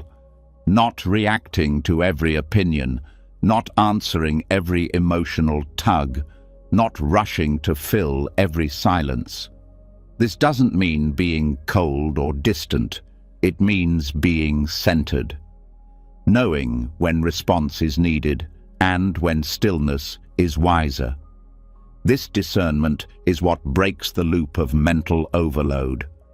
So much anxiety is rooted in over-engagement, always being on, always absorbing, always adjusting. But the truth is, not everything belongs to you. Not every thought is yours to fix. Not every conversation is yours to complete. Not every discomfort is yours to soothe. When that truth settles in, the mind exhales, the shoulders drop, and presence deepens. There's also a false sense of identity tied to reaction. Many people believe they are their reactions, their quickness, their helpfulness, their opinions. So letting go of reaction feels like disappearing, like not existing. But Buddhism teaches that identity built on reaction is unstable because it depends on circumstances, on conflict, on activity. True self is deeper. It's found not in how you respond, but in who you are when you don't need to respond. And this reveals another insight, that you don't owe every moment a response. You don't have to pick up every phone ringing in your mind. Some thoughts can be left unanswered. Some feelings can fade without being solved. Some problems don't need you to carry them. This is the wisdom of non-engagement. Not as avoidance, but as clarity. Letting go of the response reflex also restores energy. Each unneeded response is a leak. And when that leak is sealed, the body feels lighter. The mind feels sharper. Creativity returns. Joy returns. Not because you added anything, but because you stopped giving energy to what doesn't matter. This is especially important in a world filled with noise. Social media, news, constant updates. The modern mind is flooded with stimulation, and every piece of it says the same thing: react to me. But not reacting is power. Scrolling past without judgment, hearing without replying, witnessing without absorbing. These are not passive acts. They are acts of strength. Stillness also allows for true response when it's actually needed, because when you're not reacting to everything, you can respond more clearly to what really matters. You have space, you have energy, you have clarity, and that clarity leads to wiser action, not just more action. One way to practice this is to create deliberate pauses. Before speaking, before checking something, before solving. Just one breath. One moment where you ask, does this need me? Often the answer is no. Often what you thought needed response dissolves when left alone. There's also a shift in responsibility. Many people carry the hidden belief that they must fix everything they notice, that noticing equals obligation. But this is a trap. Noticing does not require fixing. Awareness is enough. And when the mind learns that, it stops turning everything into a task. Renunciation of reaction also reveals peace as a background state. When you stop reacting, what's left is not emptiness, it's contentment.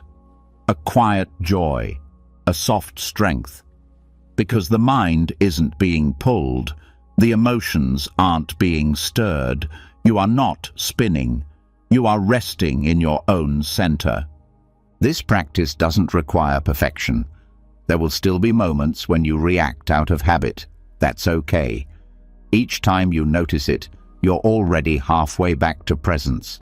The point is not to never respond, but to choose your responses wisely, to stop letting the world decide how you feel and act, to reclaim your own rhythm. Renunciation also brings with it a deep kind of freedom. Not reacting means you are no longer bound to the behavior of others. You are no longer a puppet pulled by emotions, events, or expectations. You are rooted, not in resistance, but in stillness. And that stillness makes space for real insight, real compassion, and real peace. Let the world turn, let the thoughts rise, let the feelings pass. You are not required to attend to all of it. You are not the manager of the universe. You are a witness, and in witnessing without reacting, you dissolve the chaos. This is the peace that doesn't fade, the kind that stays even when life is loud, the kind that doesn't depend on silence outside, because it's rooted in silence within. You found it not by striving, but by not answering every knock at the door. Once the habit of reaction begins to fall away, a deeper truth reveals itself. Underneath the reflex to respond to every sound, thought, and feeling lives something even more persistent. The belief that peace only comes when life goes a certain way. That calm is earned through control, not the obvious kind of control, the loud dominance or perfectionism, but the quiet, daily effort to manage everything. The subtle tightening of plans, the mental rehearsing of conversations, the way attention scans constantly for what might go wrong.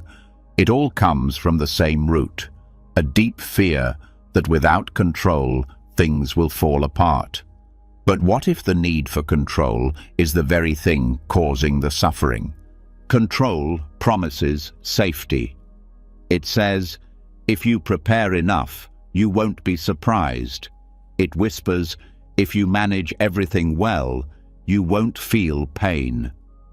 This seems logical. The mind believes it, and so it tries harder, schedules more, plans every detail, corrects every mistake, fixes every feeling. But control is a contract with no satisfaction clause. It never feels complete. Because the future can't be controlled. People can't be managed like machines. Emotions don't move on command. And when life doesn't follow the script, the anxiety deepens, not just because things didn't go as planned, but because the plan was mistaken for safety. Buddhism sees this clearly. It teaches that control is a form of grasping, a tightness around life itself. And wherever there's grasping, there's suffering. Not because life is cruel, but because resistance to its flow always creates tension. The more control someone tries to impose, the more disconnected they become from reality. Life isn't a puzzle to be solved. It's a movement to be joined, a rhythm to dance with. And that dance begins when control ends. There's a difference between clarity and control. Clarity sees things as they are. It flows with change, adapts, listens. Control resists what is, demands what should be, and fears change. Clarity brings peace. Control brings pressure. And this pressure shows up in the body. The jaw clenches. The hands stay busy. The chest feels tight. The breath becomes shallow. All signs that the mind is trying to grip what it can never fully hold. The illusion of control is also tied to identity. Many people believe they are only as good as their ability to manage outcomes, to stay calm, to be productive, to meet expectations. But that identity is fragile. It breaks when plans fall apart. It crumbles under the weight of unexpected emotion. And so the anxiety grows, not from the event itself, but from the fear of no longer being who you thought you had to be. Letting go of control doesn't mean letting go of responsibility. It means releasing the illusion that everything depends on you. It means doing your part fully and then stepping back. Trusting the process. Trusting that not everything needs your constant supervision. Control says, it's all on me. Clarity says, I'll show up and let life move as it needs to. The mind resists this at first. It wants certainty. It wants insurance against the unknown. But the unknown is not the enemy. It's the space where life lives. Every joy, every discovery, every moment of peace you didn't plan, all came from the unknown. Control would have skipped them, but surrender receives them, not passively, but with full presence. One practice that helps loosen the grip of control is inquiry, gently asking, what am I trying to manage right now? What would happen if I let this be? Is this mine to carry? These questions don't dismiss responsibility. They reveal where control is being confused with care. You can care deeply and still let go. You can act with intention and still release the outcome. Another practice is softening the body. Control lives in tension, so releasing it starts with the muscles. Relax the shoulders, soften the belly, let the hands rest. These physical shifts send signals to the brain. It's okay to let go. It's safe to not know. This doesn't mean danger is gone. It means your relationship to uncertainty has changed. You're no longer bracing against it. You're breathing through it. This also applies to thoughts. The need to control often shows up as overthinking, running scenarios, replaying conversations, predicting every outcome. But these thoughts don't create safety. They create noise. And the more the mind tries to prepare for every possibility, the less it can enjoy the one that's actually here. Letting go doesn't mean stopping thought. It means not following it, letting it rise and fall like waves while you remain grounded in the present. In relationships, control often hides behind care. The need to make sure others are okay, the urge to prevent them from feeling pain. But real connection doesn't come from control, it comes from presence. From being with someone exactly as they are without trying to change their experience. This kind of love doesn't bind, it frees. There's a deep strength in releasing control, not the strength of force, but the strength of trust. Trust in life, trust in yourself, trust in something larger than the plan. This trust isn't blind, it's grounded in experience. Every time you let go and peace arises, the mind learns, I don't have to hold everything, I can rest. This rest is what heals the nervous system. Constant control keeps it in high alert, always scanning, always bracing. But surrender tells the body, the fight is over. You are safe now. You can soften. And in that softening, healing begins. This is not about giving up. It's about giving over. Letting life meet you instead of always chasing it. Letting moments arrive instead of trying to create them. Letting emotions move instead of trying to manage them. This openness is where presence deepens, and in presence, peace becomes natural, not forced, not earned, just remembered. There's also a spiritual layer to this. Many Buddhist teachings point to the idea that the self is not in control because the self is not fixed. Who you are is a process, not a product, a stream of experience, not a static identity. And the more you try to control that stream, the more suffering arises.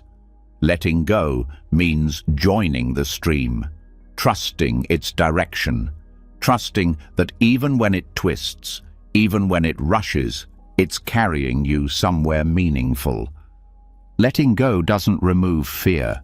It removes the resistance to fear. It doesn't erase discomfort. It removes the need to change it. And in that allowing, fear and discomfort begin to soften on their own, because they are no longer being fed. Even control over healing must be released. The mind says, I need to fix this now. But healing has its own pace, its own rhythm. When you stop trying to accelerate it, it begins to unfold naturally, like a flower that blooms when it's ready, not when it's told. This shift changes everything.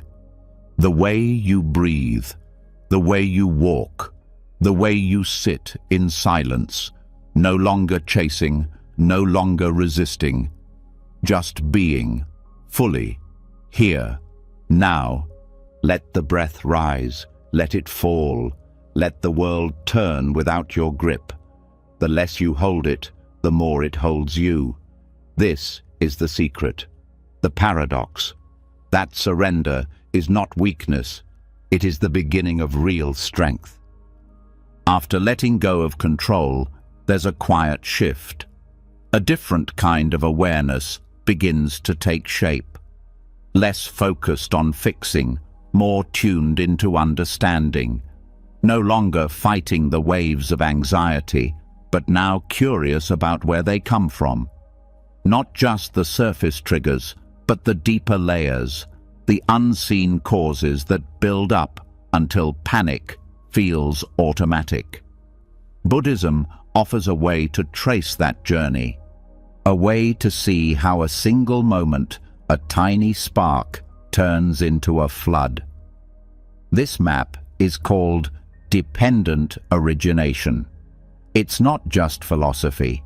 It's a step-by-step explanation of how suffering begins, and more importantly, how it ends. Dependent origination describes 12 links, 12 movements, each one naturally leading to the next. It begins so subtly that most people don't notice it. That's why anxiety often feels like it comes out of nowhere. But with practice, you start to see the pattern. You start to notice the chain.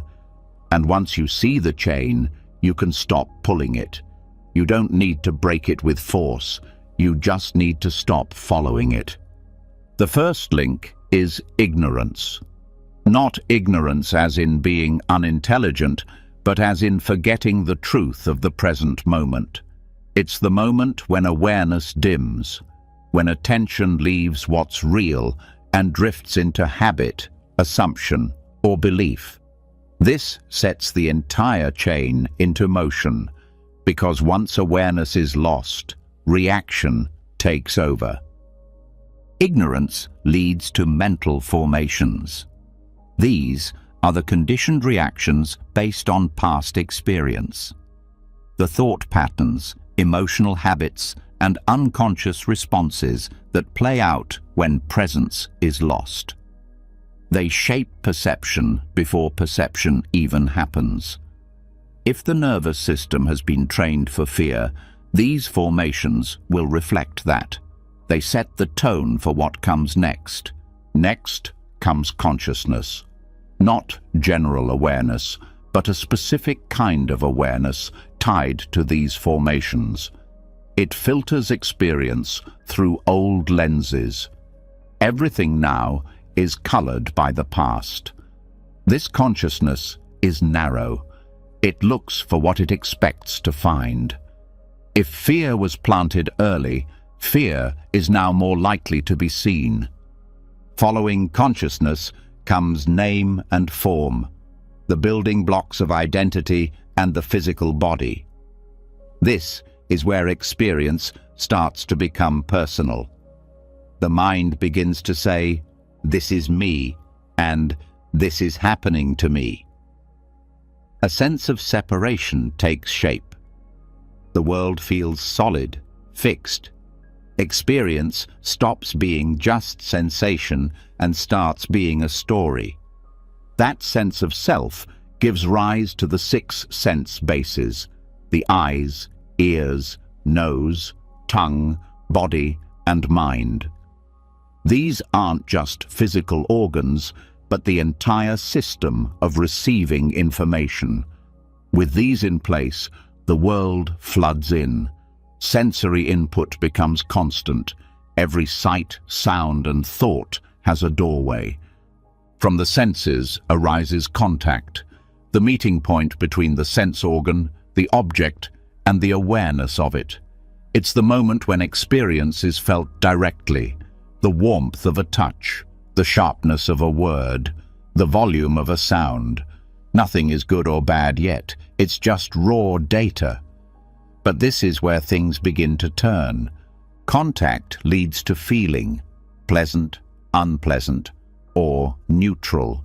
This is the first spark of reaction, the moment something feels nice or not, the moment the body leans in or flinches away. It's still simple here, just a response. But if awareness isn't steady, this spark turns quickly into fire. The next link is craving. When something feels good, the mind wants more. When something feels bad, it wants it gone. Craving is not just desire, it's the compulsion to change the moment. It's the refusal to stay with what is.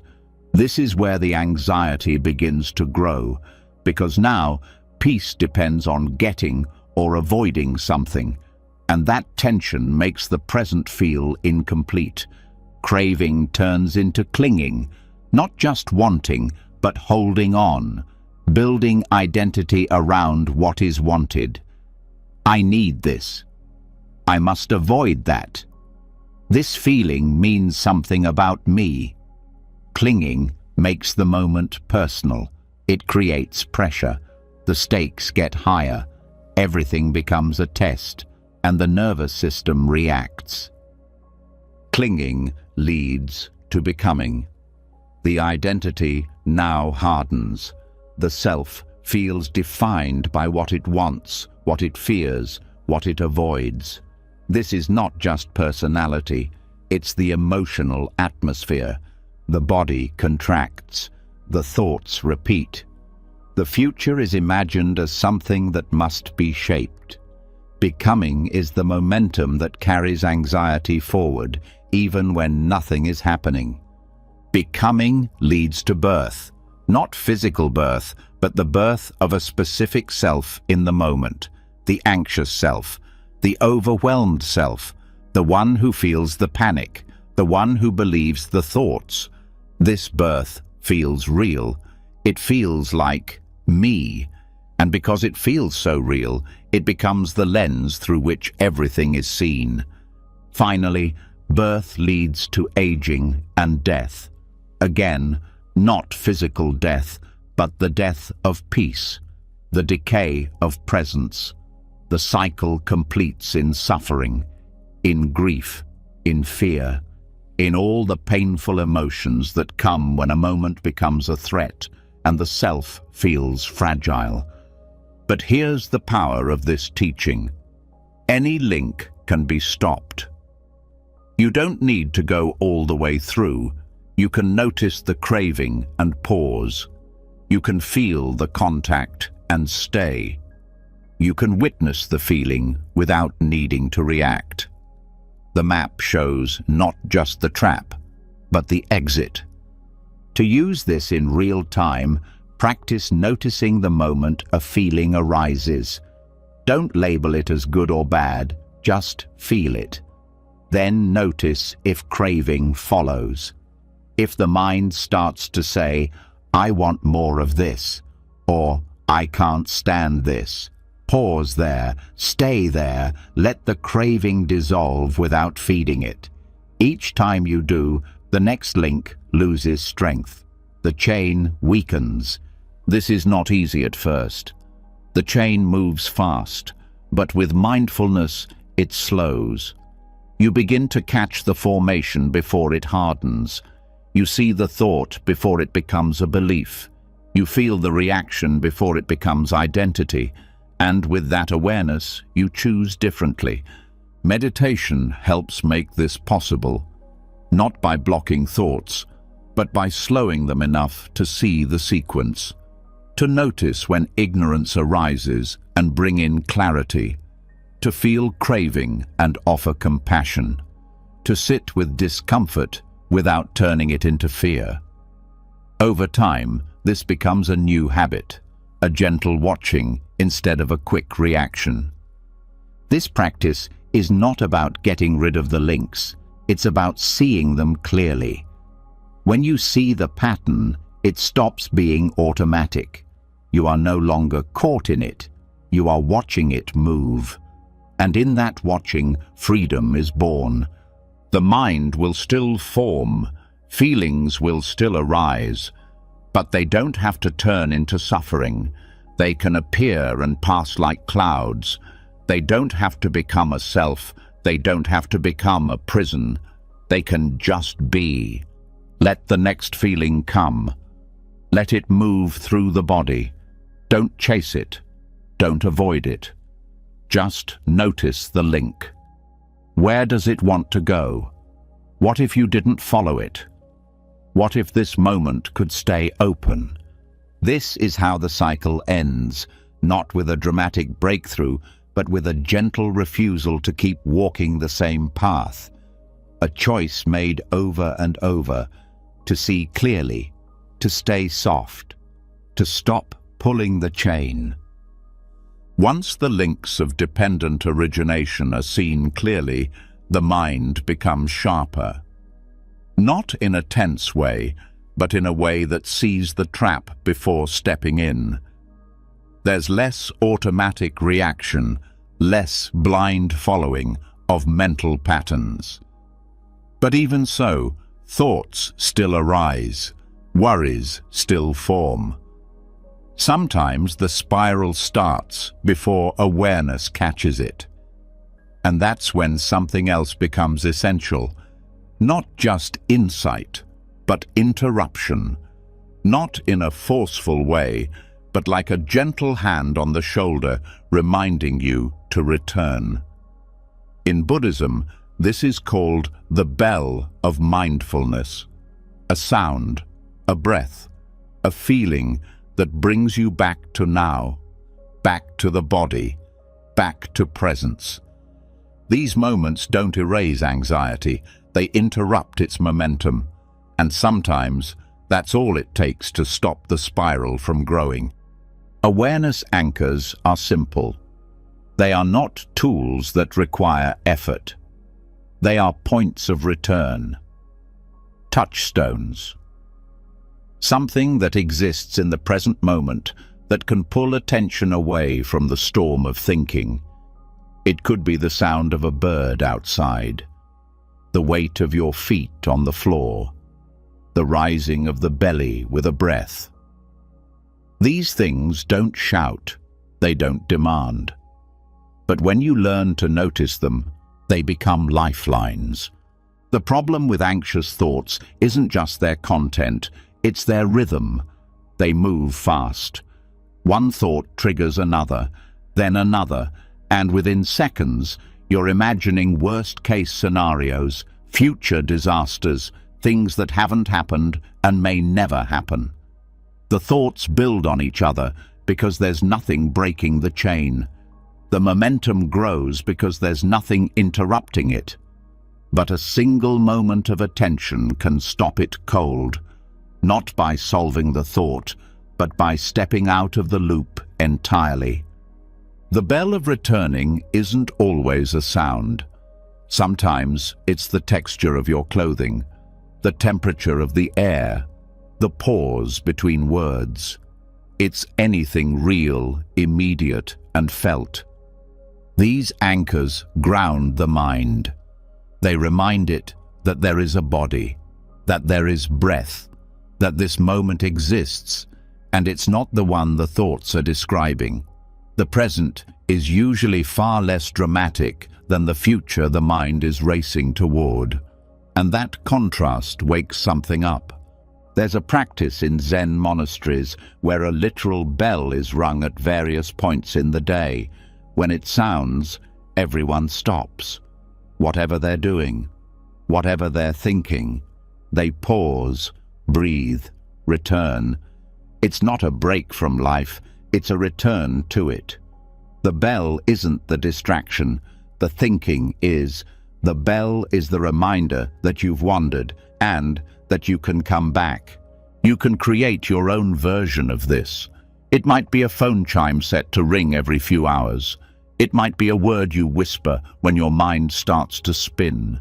It might be placing your hand over your heart and feeling its warmth. The technique doesn't matter. What matters is that it's real, that it breaks the trance of thought, that it says to your system, we're back, we're here, we're safe. When this becomes a habit, everything changes. Anxiety doesn't disappear overnight, but its power fades, because now there's another voice in the room, one that doesn't argue or resist, one that simply points to now. That voice doesn't need to be loud, it just needs to be consistent. You don't need to win the argument with the anxious thoughts. You just need to stop attending their meeting. This is not about distraction. Distraction is avoidance. Awareness anchors are engagement.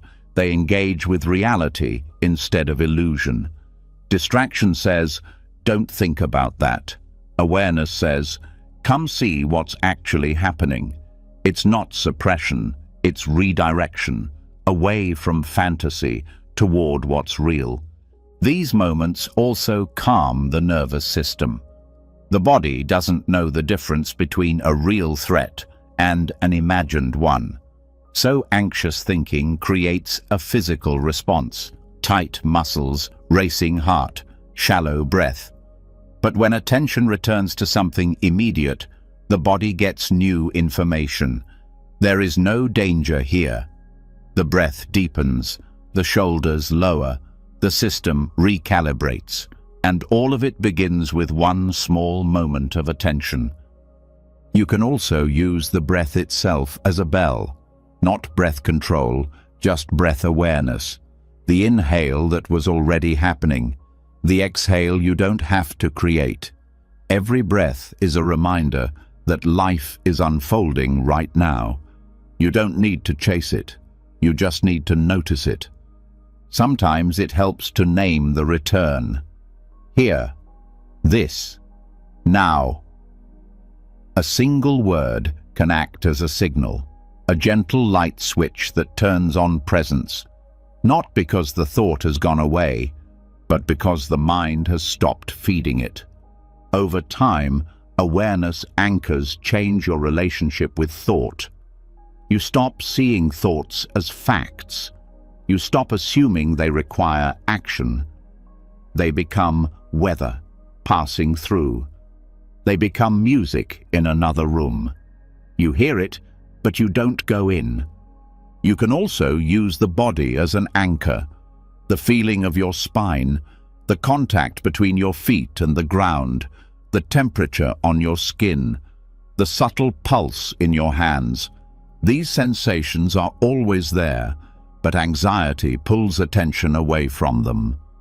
Returning to them brings you back into the present, which is where anxiety cannot survive. This practice doesn't make you passive. It doesn't stop you from thinking or doing. It makes your actions cleaner, quieter, more intentional, because now you're responding from presence, not from panic. Now you're acting from clarity, not from habit. Even ordinary moments become sacred. Washing your hands, sipping water, hearing a breeze. These become bells, not because they're profound, but because you are finally present enough to feel them. And each time you do, the mind learns. We don't need to chase the storm. We can stay here. This is also a form of compassion. Anxiety often feels like abandonment of the self, of safety, of stability. Returning is an act of care. It says to your inner world, I'm not leaving you alone in this spiral. I'm here. That presence is healing. That presence is enough. And even when thoughts return, even when worry picks up again, you're not starting over. You're practicing. Every return is progress. Every breath is a reminder. You don't need to control the storm. You just need to stop being swept away by it. So, let the next breath come. Let it land fully. Let your attention follow it down into the body. Feel the weight of where you sit or lie. Feel the texture of now. Let this be your bell, the one that says, we are no longer lost, we are home. Once the bell of returning brings the mind back to the breath, to the body, to the texture of now, there's a kind of freshness that appears. The air feels different. Thoughts lose their urgency. But even in that clarity, one thing often keeps the mind spinning: speech. Words, whether spoken aloud or rehearsed silently, tend to reignite the cycle. They pull the body out of stillness. They shape new stories. They restart the commentary. And without realizing it, even a simple sentence can spiral the mind right back into anxious thinking. This is why Buddhism teaches the practice of noble silence, not just to be quiet, but to detox the inner chatter that drives suffering. Because when the mouth stops moving, the mind begins to slow, and that slowing changes everything. Silence is more than the absence of sound. It is the absence of compulsion. Most people don't realize how much energy is spent in speaking, explaining, justifying, reacting, filling empty space. It seems harmless, but every word is a thread, and enough threads woven quickly can become a web, a trap, something too dense for the mind to breathe in. Speech can be honest, useful, beautiful, but when it's constant, it becomes a mirror of internal chaos. That's why noble silence is not about suppression. It's about alignment. Speech that matches clarity, not reactivity. When silence is practiced intentionally, it reveals just how noisy the mind has become. In the absence of speaking, the thoughts that would have been turned into sentences now swirl with nowhere to go. You see them, you hear them, you finally notice the weight they carry, and it's not comfortable at first, because the silence doesn't hide the noise, it exposes it. But that exposure is where healing begins, because only when something is seen can it be released. Anxious people often talk to regulate their discomfort. The voice fills space that feels unsafe. It gives form to uncertainty. But this habit turns language into a defense mechanism. And while it might offer short-term relief, it deepens the long-term spiral, because now discomfort becomes something that must always be spoken away. And in that reflex, silence becomes threatening. But what if silence wasn't empty? What if silence was the medicine? In Buddhist monastic settings, silence is a common practice, sometimes for hours, sometimes for days. The rule is not harsh, it's freeing. No need to respond, no need to explain, just presence, just action without narration. In that space, the mind starts to quiet. Thoughts still rise, but they don't get turned into sound. And when words are not spoken, they lose part of their grip. The story becomes lighter. The mind gets rest. You don't need to live in a monastery to practice this.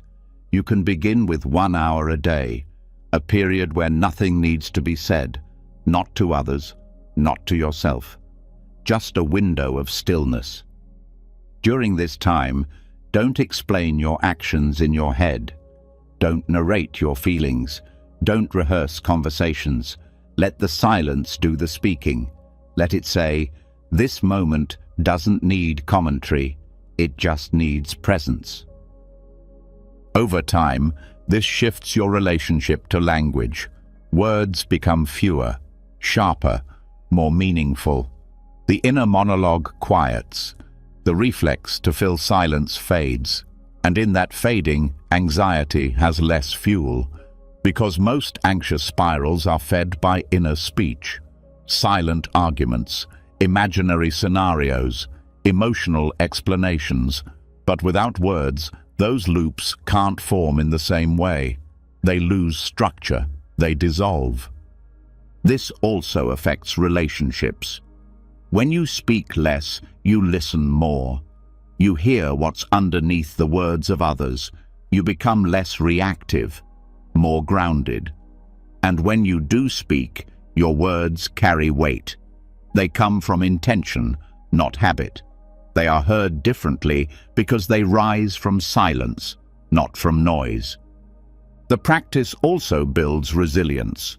In silence, you learn to sit with discomfort, to not need to verbalize pain or escape through explanation. And that sitting becomes strength. You realize that emotions can be witnessed without being expressed, that tension can be felt without being narrated. And in that space, you stop feeding the mind's need to make meaning out of everything. This doesn't mean silence is always better. It means silence should be part of the rhythm, a reset, a pause, a clearing. Without it, words become clutter. With it, words become sacred. When you speak after silence, you do so with awareness. You ask, is this useful? Is this kind? Is this necessary? And those questions purify language. They turn speech into practice. Even in solitude, noble silence changes how you treat yourself. You stop judging out loud in your mind. You stop rehearsing identity. You stop narrating your worth. And that lack of narration becomes liberation.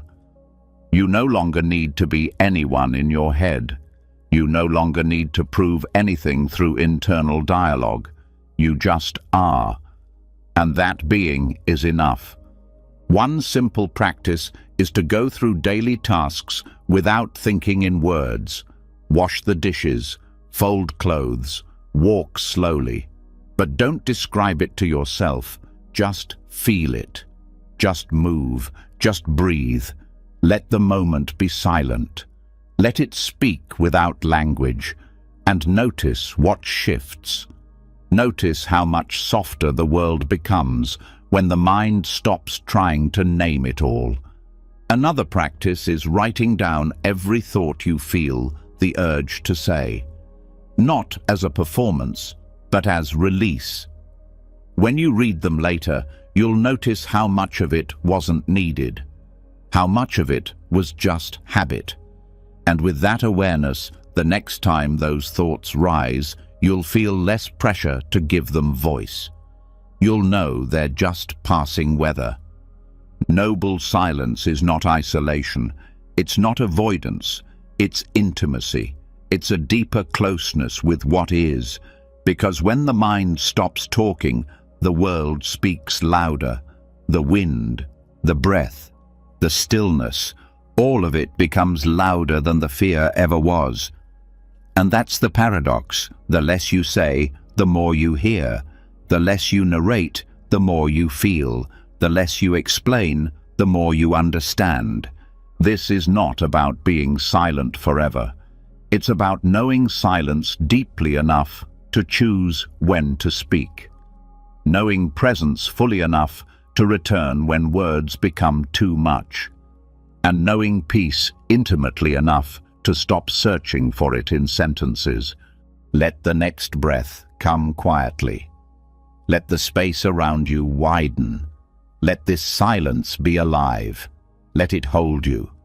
There is nothing to fix, nothing to say. This moment does not need your commentary. It only needs your presence. When the voice within falls quiet, and silence is no longer something to fear, what rises in the stillness isn't always peace. Sometimes it's an old visitor, an ache in the chest, a wave in the stomach, a tightening behind the eyes. Anxiety doesn't always shout. Sometimes it shows up like an unwelcome knock on the door, just when you thought everything had settled. And the first reflex is usually the same. Resist it, suppress it, fix it, run. But there's another way. One that doesn't fight the feeling, but receives it. One that doesn't ask, how do I get rid of this? But instead whispers, what if I could let this be here too? This way is taught through ancient Buddhist and Sufi wisdom, and it changes the entire relationship with discomfort.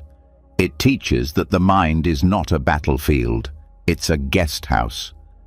In the poem by Rumi, The idea is simple but powerful. Every emotion is a visitor. Joy, sorrow, fear, jealousy, they come, they stay, and they go. None of them are permanent. None of them own the house. They just pass through.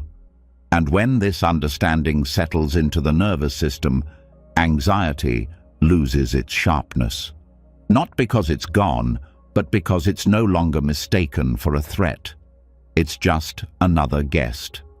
Most people treat anxiety as something wrong, as something that shouldn't be happening. But what if it's just a message? What if it's the mind's way of telling you that something needs attention, not solving, not fixing, just witnessing? When anxiety is greeted rather than battled, it softens. Because the fight is what makes it grow. The rejection is what gives it energy. Without that resistance, it has nothing to push against. Hosting doesn't mean indulging. It means presence. It means meeting the feeling at the door and saying, "I see you. You can stay as long as you need. I won't push you away, and I won't build my life around you." This balance is delicate but powerful. It allows the emotion to move without letting it drive. Buddhism calls this equanimity, the ability to hold all experiences with evenness of heart. Not flatness, not apathy, but an open-armed steadiness. When equanimity grows, the mind becomes more spacious. Thoughts and emotions can come and go like weather through a wide sky. Anxiety might still arrive, but it doesn't get stuck. It doesn't take over the whole sky. It's allowed, but not obeyed. This practice begins with awareness, noticing when anxiety is present without immediately reacting to it, feeling it in the body, naming it softly. This is anxiety. That simple naming creates a pause, a space between the feeling and the identification. And in that space, you're free. Free to observe, free to breathe, free to choose how to respond or whether to respond at all. The mind is used to attaching identity to emotion. I am anxious. I am overwhelmed. But you are not the guest. You are the space that hosts it. You are the house, not the emotion passing through. That shift in identity from guest to host is what ends the cycle of panic. Because now the emotion doesn't define you, it just visits, it just stays for a while, and eventually it leaves. Hospitality doesn't mean liking the guest, it means treating it with dignity. You don't need to enjoy the presence of anxiety to welcome it. You just need to stop pushing it out the back door. You just need to let it sit, breathe, move. You just need to give it space to exhaust itself naturally. Because emotions that are allowed to complete themselves will eventually fade. It's the grasping that keeps them alive. This can be practiced in daily life. When anxiety rises, during a conversation, in a crowded room, lying awake at night, pause. Feel where it lives in the body. Soften around that place. Imagine it as a visitor who arrived with a story. You don't need to believe the story. You just listen. You acknowledge its presence. And then you let it rest. Sometimes the guest will speak. It might bring old fears, memories, regrets. But you are not the voice. You are not the past it echoes. You are the one watching, the one holding space. And when that role is remembered, the fear doesn't have power anymore, because you're no longer arguing with it. You're no longer giving it your voice. This practice also builds compassion, because the more you can host your own discomfort, the more you can host others. You stop reacting to other people's anxiety. You stop needing to fix everything. You simply sit with them. You listen. You let their emotions come and go, just like yours. And this presence becomes healing, not because it solves, but because it stays. Rumi wrote, "Be grateful for whoever comes, because each has been sent as a guide from beyond." Even anxiety, even grief, even rage. These are not signs of failure. They are visitors with something to show you, not in words, but in presence. They reveal where the house is closed, where light hasn't reached. And when you open the door, you open yourself to something deeper than comfort. You open to wisdom. Letting anxiety visit doesn't mean becoming passive. It means no longer confusing the emotion with reality. It means allowing feelings to flow through without assigning them the final word. Anxiety might say, "This is dangerous," and you can say, "Thank you, but I'll decide what's true." You're not silencing the voice, you're disidentifying from it. Over time, this changes your entire emotional landscape. Feelings stop becoming emergencies. They become information. And because you no longer fear them, they don't control you. This doesn't make life painless. It makes it livable. It makes it honest. And that honesty brings peace. Not the peace of avoidance, but the peace of being fully present with whatever comes. You don't need to believe every emotion. You just need to feel it. You don't need to control every thought. You just need to watch it. You don't need to fix every discomfort. You just need to host it long enough for it to move on its own. So let the next breath open the door. Let it be the space through which the next emotion enters. You don't have to prepare. You don't have to judge. Just stand at the entrance and meet whatever comes. Not with fear, not with force, but with the calm of someone who knows that no visitor stays forever. Once the mind learns to host anxiety without clinging, something unexpected becomes clear. The guest never came alone. It brought bags, heavy, layered, sometimes invisible. Stories stacked on stories, judgments built on guesses, conclusions made before facts. And suddenly, the weight in the chest, the racing thoughts, the tightening in the belly, it all begins to feel less like a raw experience and more like a structure, something built, something crafted, not consciously, not maliciously, but habitually.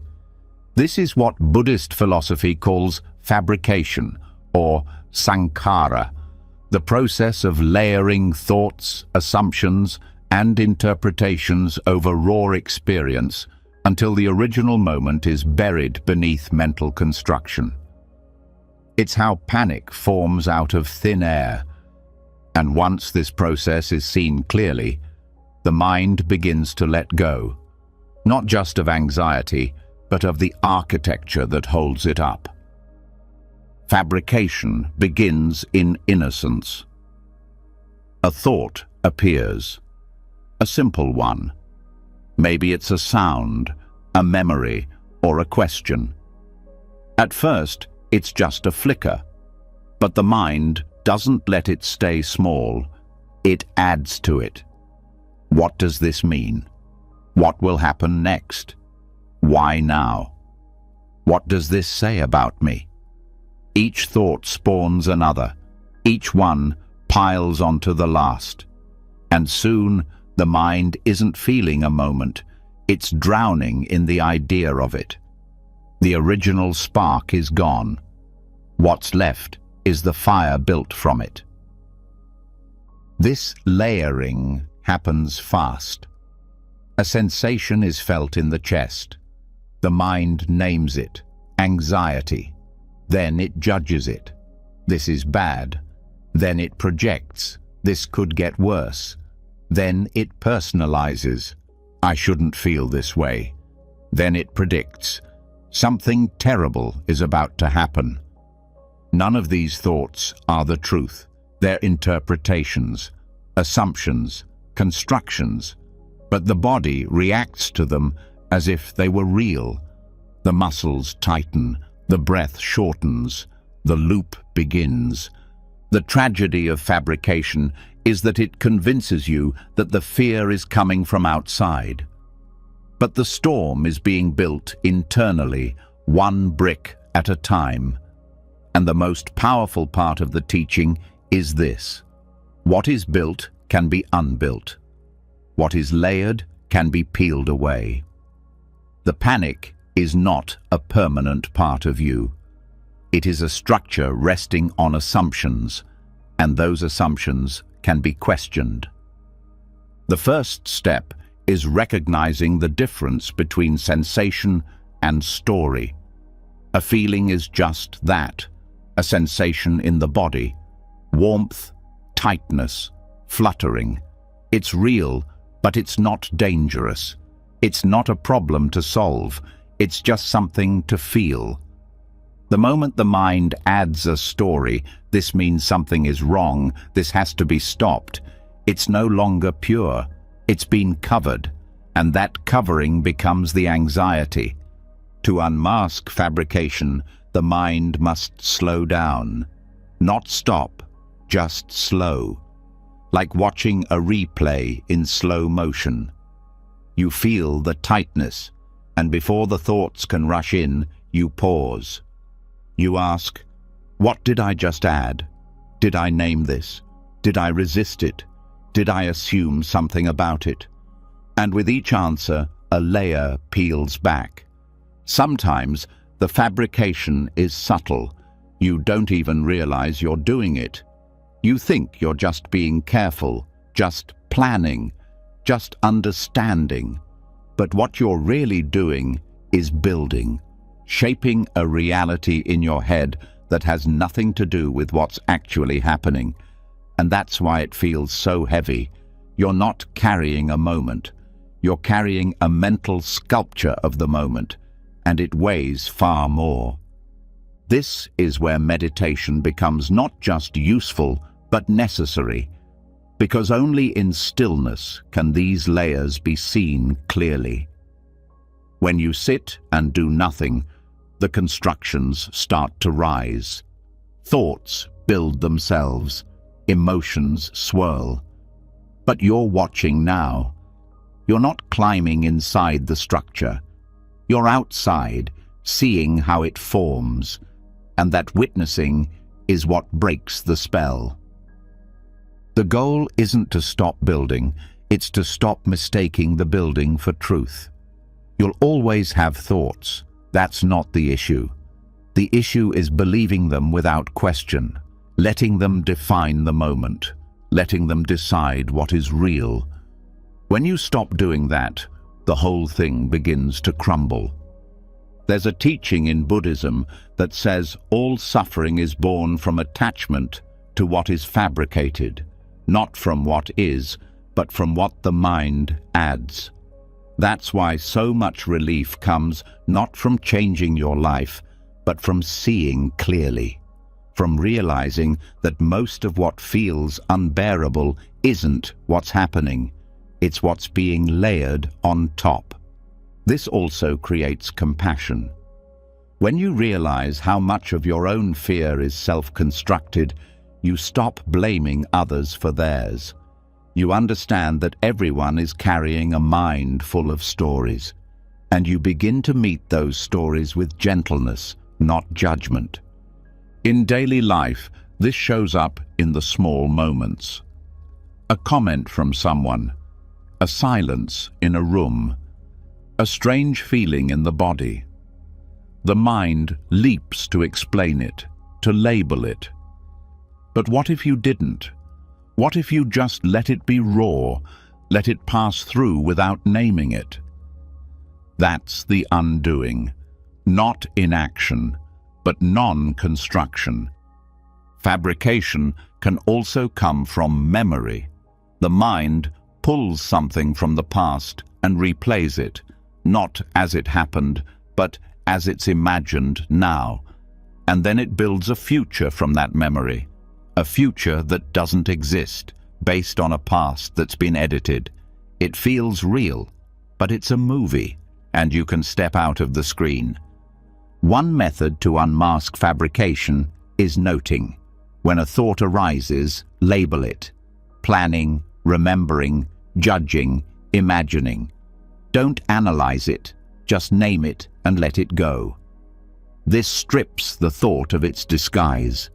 It stops being a truth and becomes what it is, a mental event, a passing movement, not something to fix, not something to believe.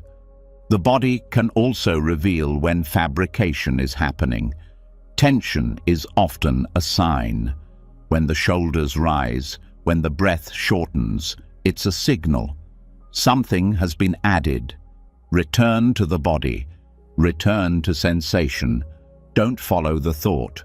Feel the place where it landed, and just breathe into that space, without story, without fixing, just being. Over time, the mind becomes less reactive. The stories still come, but they don't stick. They're seen as stories.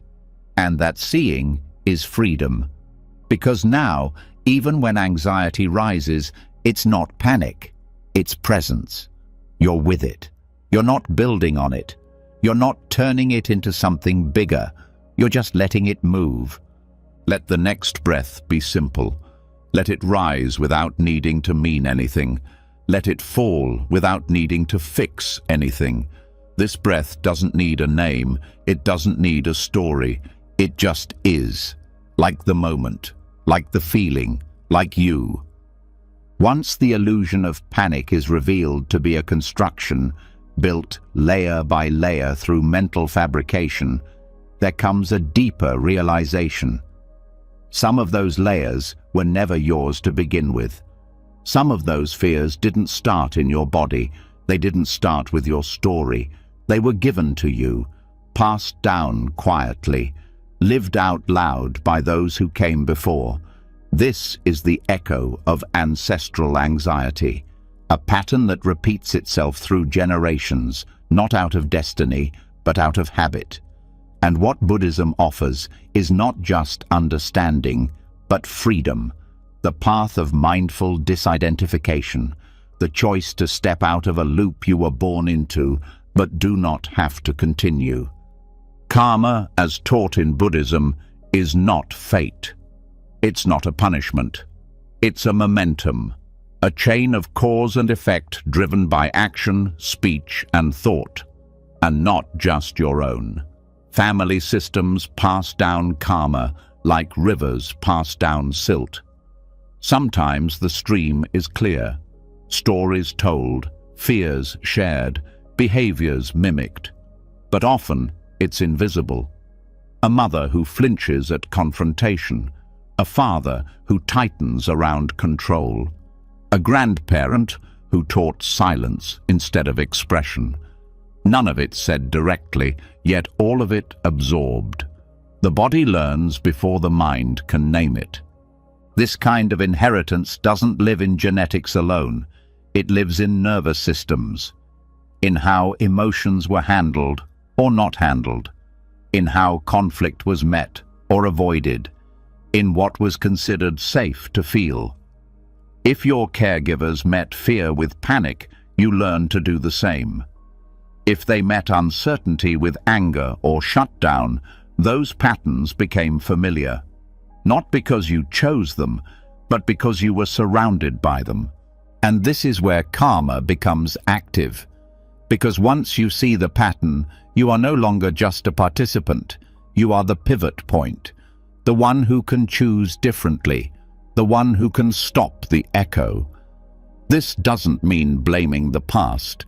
It means understanding it without being trapped by it. The goal is not to erase what came before, but to stop it from continuing through you.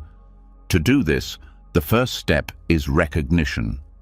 The ability to name what you've inherited, not as identity, but as influence. You start to see the places in your life where fear feels automatic, but out of proportion, where reactions happen before thought, where you brace for conflict even when none exists. These are the fingerprints of old karma. They are not proof of brokenness, they are invitations to heal. Mindfulness gives you the space to observe these patterns without being overwhelmed by them. Instead of saying, "This is just who I am," you begin to say, "This is what I learned." That shift is everything, because what is learned can be unlearned. What was absorbed can be released, not by force, but through presence. One way to practice this is to watch your reactions like you would watch a performance. When something triggers anxiety, pause, feel the body, listen to the thoughts, but don't rush to fix them. Just ask, whose voice is this? Where did I first learn to feel this way? Who modeled this reaction for me? Sometimes the answer is clear. Sometimes it's just a sense. Either way, you begin to create space between the pattern and your identity. This space is where karma dissolves, because karma continues through identification, through believing every thought, through reacting the same way. But when you step back, when you witness instead of follow, the pattern can't feed itself anymore. It begins to unravel. Another practice is self-forgiveness, because inherited anxiety often comes with shame. The shame of not being calm enough, of not being stable enough. But that shame is also inherited. You didn't choose this, you didn't invent it. You simply lived in an environment that taught your body to survive this way. Forgiveness doesn't make the past disappear. It makes space for something new to grow. Ritual can also help, not in a mystical sense, but in a symbolic one.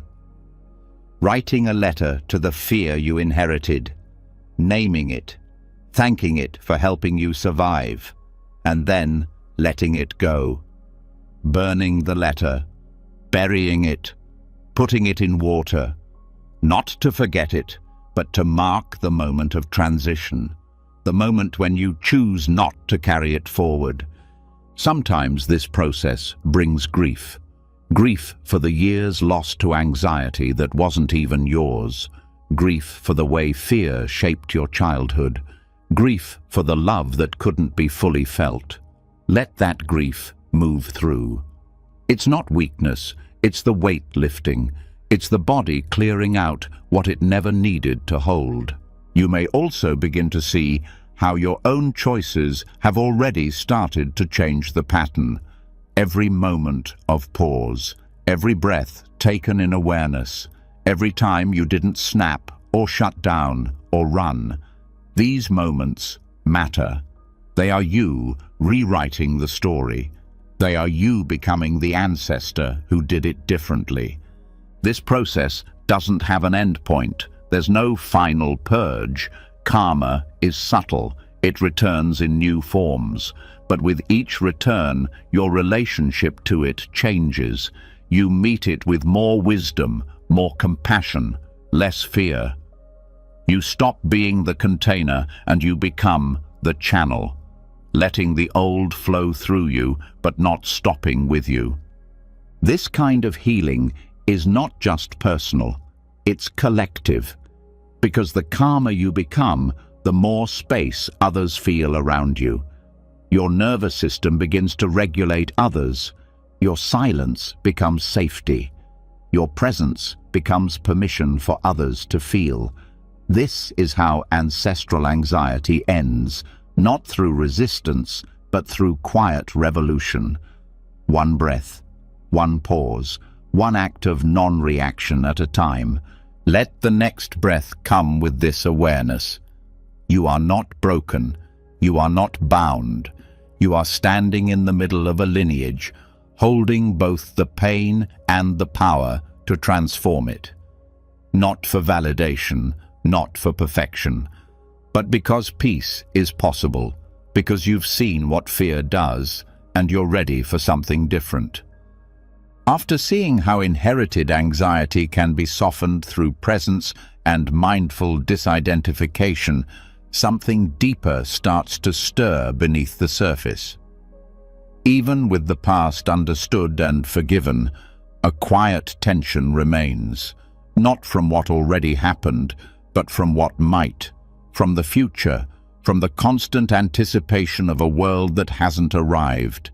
The mind, still clinging to its old habits, keeps reaching forward. It tries to fix problems that don't exist yet.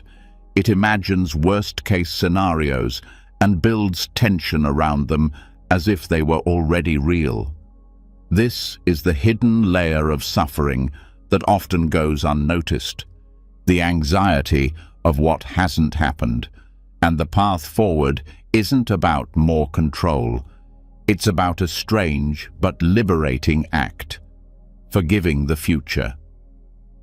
This sounds strange at first. How do you forgive something that hasn't occurred? But when you look closer, the logic begins to dissolve and something wiser steps in. Because the future already takes up space in your body. It lives in your shoulders, your breath, your racing heart. It presses into the present through thought and worry and unfinished scenarios. The mind thinks it's preparing, but what it's really doing is punishing itself for something that hasn't happened. It holds itself hostage, rehearsing fear. And in Buddhist teaching, this is exactly where the root of suffering lies, not in pain itself, but in the fear of pain, not in the event, but in the preemptive resistance. To forgive the future means to stop holding it responsible for your current tension. It means releasing the tight grip on outcomes, results, performances, and possibilities. The mind clings to the idea that if it just plans well enough, nothing bad will happen. But that planning in excess becomes torment. It builds a story of danger where there is only space. Forgiveness, in this sense, is not a moral action. It's a healing one. It's saying, I release you, future, from the burden of needing to go perfectly. I release you from the need to protect me from every discomfort. I release you from the weight of my peace. The present becomes heavy when the future is feared. Every moment gets filtered through a question mark. Will this lead to something bad? Am I doing enough now to prevent pain later? This tightrope of anticipation drains energy and often leads to nothing useful. The truth is, most of the things we worry about never arrive. And when they do, they often look different than expected. But the cost of that constant worry is real. It erodes peace. It distracts from beauty. It turns rest into restlessness. Forgiving the future brings you back. It pulls the mind out of tomorrow and into the body that's breathing right now. It says, this is enough. Not because the future is safe, but because safety was never the requirement. Presence was, surrender was, and forgiveness becomes the doorway. One of the deepest teachings in Buddhism is that suffering arises from craving and aversion, wanting things to go a certain way, or desperately trying to prevent what we don't want. The future becomes the canvas on which these cravings are projected, and every projection, every imagined disaster, is another thread tying your energy to a time that doesn't exist. This is why letting go of the future doesn't mean being irresponsible. It means being free. You still plan, you still show up, but you stop believing that your happiness depends on everything unfolding exactly the way you expect. Forgiving the future also means forgiving yourself for not being able to know, for not being able to control, for being human in a world of change. The pressure to predict, to perform, to prevent, these are inherited burdens, cultural, personal, ancestral, but they don't have to define the way forward. You can say, I let myself off the hook. I'm not here to perfect the future. I'm here to be fully awake right now. One practice for this is called intentional surrender. Each morning, before doing anything else, say to yourself, I forgive whatever today brings. You're not inviting chaos. You're acknowledging reality, that plans will shift, that emotions will rise, that people will be people. This doesn't mean giving up. It means giving up the illusion that you are in charge of all of it. This small ritual begins to teach the nervous system that it can relax, that it doesn't have to prepare for every impact, that it can meet life as it unfolds. You can also practice this in moments of rising anxiety. When the thought loop starts, what if this happens? What if that doesn't work? Pause. Feel the breath. Feel the body. And say gently, I forgive what hasn't happened. This cuts the loop. It removes the pressure. It allows the present to come back into focus. What makes this practice powerful is that it doesn't try to outthink the fear. It doesn't argue with it. It doesn't give the mind another task. It speaks to a deeper place. The part of you that knows most fear is a rehearsal. Most suffering is anticipation. And most of what we fear cannot be controlled, only met, only felt, only released. Forgiveness, in this way, is not weakness, it's strength. It takes courage to loosen your grip. It takes maturity to say, even if things don't go as I hope, I will still be here. I will still breathe.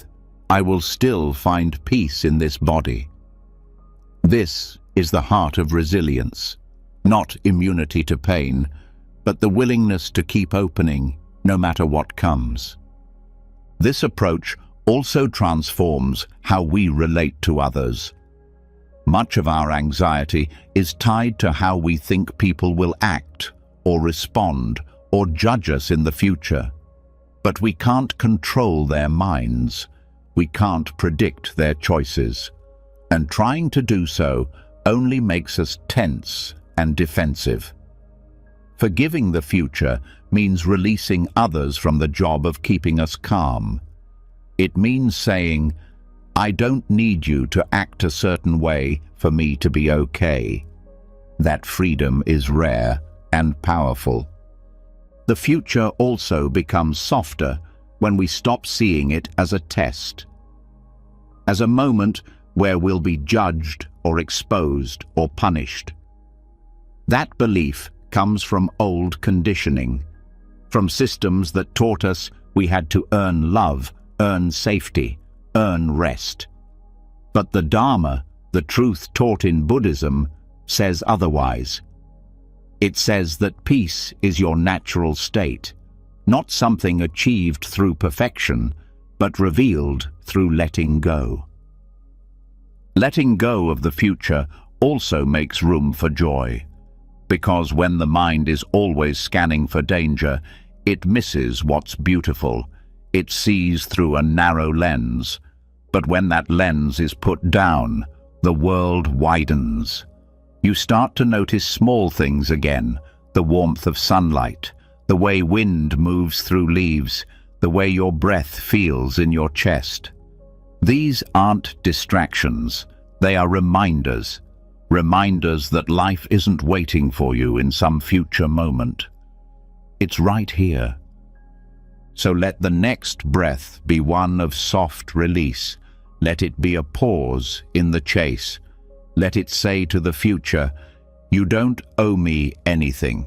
Let it say to this moment, you are enough, because you are.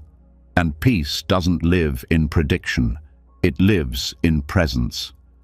After releasing the grip on what hasn't happened, after forgiving the tension of imagined futures, the body begins to soften into something new. There's less reaching, less planning, less resistance.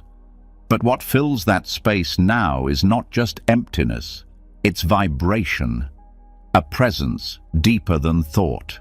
Not another story, not another effort, but a rhythm, a sound, or the space between sounds. The nervous system, long held hostage by urgency and fear, now listens differently. Not for instructions, not for warnings, but for rest. And this is where the sound of stillness becomes essential. In Buddhist practice, sound isn't just noise, it's medicine. Whether it's the ring of a bell, the hum of a chant, or the sheer clarity of silence itself, each one can recalibrate the entire system, not by force, but by resonance.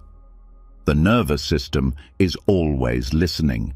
Even when the mind is distracted, the body hears everything. It tunes to rhythm, to tone, to texture. A loud space makes the body brace. A sudden noise makes the heart jump. And in the same way, a soft sound, a sacred sound, makes the body soften. This isn't mystical, it's biological. The auditory system is deeply tied to the vagus nerve, the regulator of calm and safety. When the ears receive consistent, gentle input, the vagus nerve sends signals to the body. It's safe to relax. This is how monks can sit still for hours. This is why temples ring bells, why chants are repeated, not for superstition, but for healing. Sound is also a way to anchor attention. When thoughts are chaotic, the breath might feel too subtle to hold. But sound cuts through. A bell, a chant, a tone. Each one becomes a thread the mind can follow back to presence. It's simple. It's physical. It doesn't require belief. It just requires listening. Chanting is one of the oldest practices for this. The repetition of syllables like Om or Namo or Amitabha is not just about meaning, it's about frequency. The vibration moves through the chest, the throat, the skull. It organizes internal rhythms, slows the breath, regulates the heartbeat, and more than anything, it overrides mental noise. You can't chant and worry at the same time. The sound takes over. The vibration becomes the focus, and slowly the spiral dissolves. Even simple humming can be powerful. It engages the vocal cords and resonates through the chest. It activates calm without needing words, just a low, steady tone. It becomes a lullaby for the nervous system. A way of saying, you can rest now. You are here. There is nothing to fix. Bells are another sacred tool. In monasteries, they are used not just to signal time, but to mark return. Every time the bell rings, the mind is invited home, not with urgency, but with clarity. The sound cuts through thought. It stops the drift. It reminds the practitioner, this moment is enough. Some bells are high and bright, others deep and long. The sound isn't the point. It's what the sound does. It opens space. Silence, too, is a kind of sound. Not the absence of noise, but the presence of stillness. The kind of quiet that hums, that wraps around the body like a soft blanket. Many people are afraid of silence because it makes inner noise louder. But that's the medicine. In silence, what's hidden rises, and when it rises, it can be met, not solved, just heard. This is why periods of silence are built into Buddhist retreats. Not to create discipline, but to create space. Space where the nervous system can find its rhythm again. Space where the mind no longer needs to chase. The silence doesn't demand anything, it just holds. And in that holding, the body resets. You don't need a temple to experience this. You can create sonic stillness in daily life. A few minutes of humming before sleep. A bell chime on your phone that rings once an hour just to bring you back. A playlist of soft chants or nature sounds while you breathe. Or even just sitting quietly and noticing the sounds around you. Cars in the distance, birds, wind, your own breath. Not to judge them, just to listen. Listening is an underrated form of meditation. When you stop trying to control the environment and just receive it, something shifts. The world becomes more textured.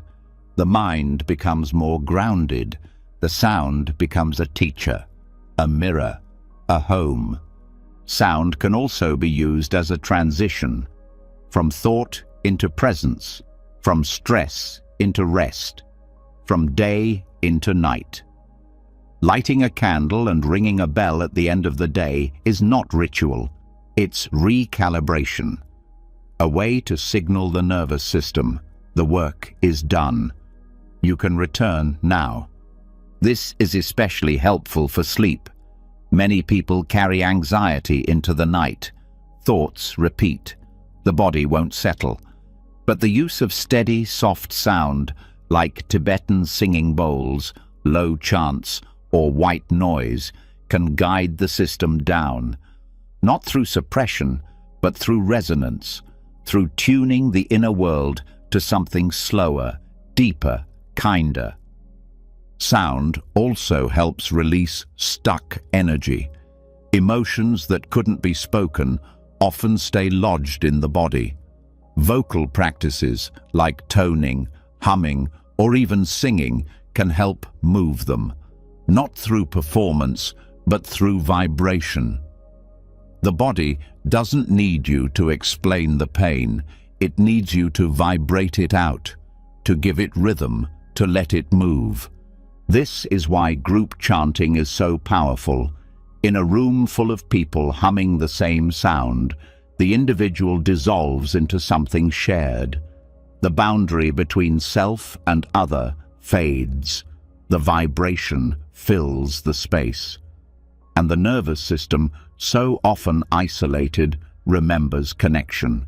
This is not performance. This is presence in unison. You can also find stillness in natural sound. The rustle of leaves, the crackle of a fire, the waves on the shore. These sounds require no effort. They ask nothing of you. They exist without your control. And in listening, you begin to match them. You begin to slow. You begin to breathe with the world. The power of sonic stillness isn't in its volume, it's in its truth. It doesn't argue with thought. It doesn't compete. It just invites. And when the invitation is accepted, the mind becomes quiet, not forced, but soothed. The nervous system doesn't need orders. It needs rhythm. It needs space. It needs kindness in frequency form. Let the next sound you hear be enough. Don't analyze it. Don't name it. Just let it land. Let it carry you back. Let it echo through the body like a reminder. This is now. This is safe. This is home. Once the nervous system has been touched by stillness through sound, silence, rhythm, there comes a moment where the next step isn't doing more, it's doing less, or rather, stopping completely. Because even the softest practices, the kindest techniques, the most peaceful chants can quietly become part of the same old pattern. The chase, the subtle pressure to feel better, the invisible urge to fix something, even the intention to relax can carry the flavor of striving. And here lies the most paradoxical and transformative part of the journey: the discovery that peace is not found by seeking it. It's found by stopping the search altogether, the non-practice, the radical decision to no longer pursue peace, but to rest in what is already here. This might sound strange, especially after so many steps of mindful practice, breathwork, observation, sound, and silence. But there comes a threshold where technique becomes tension, where the effort to be calm becomes the reason calm stays just out of reach. This doesn't mean the practices were wrong. It means they've done their job. They've led you to the edge. And now the edge invites you to drop even the method, to stop polishing the mirror and simply see what's in it.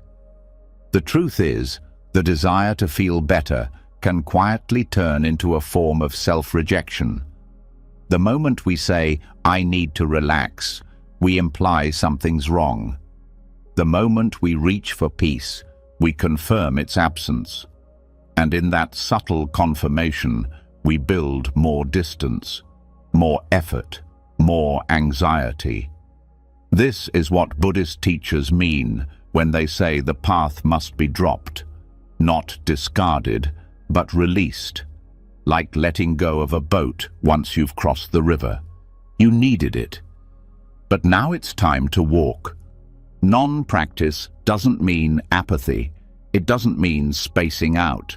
It's not numbness or laziness or avoidance. It's a different kind of presence, one that doesn't organize itself around any goal, one that doesn't try to fix, change, improve, achieve. It simply allows. It watches without managing. It feels without analyzing. It lets the moment be without needing it to be anything else. And in that openness, true stillness begins. This kind of presence can't be forced. You can't try to not try. You can only notice when effort arises and gently let it fall. You can watch the tension in the breath, the gripping in the jaw, the measuring mind, checking if the meditation is working, and then loosen the grip. Each time you do, you move closer to natural being. In this space, even the observer dissolves, not in a dramatic way, but like fog burning off in sunlight. There's no longer a need to witness every thought, no longer a need to track awareness. You are simply here, like the sky, not needing to comment on every cloud that passes, just resting in its own openness. This doesn't happen because you figured something out. It happens because the system finally trusts that it doesn't need to do anything. The habit of striving unwinds, the inner push softens, and what's left is something ancient, something simple, something completely untouched by anxiety. Presence without agenda.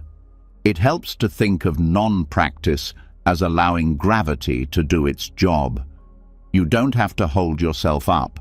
You don't have to manage your inner world. You can settle. You can fall inward. You can let your awareness land without steering it. Just as the breath breathes itself, presence lives itself. It doesn't need to be directed. It just is. Sometimes people fear that if they stop trying, they'll collapse. That if they stop striving, nothing will happen. But this fear comes from a mind that's been trained to chase. In truth, when effort stops, clarity begins. Not in the way the mind imagines, but in a more subtle, more honest way.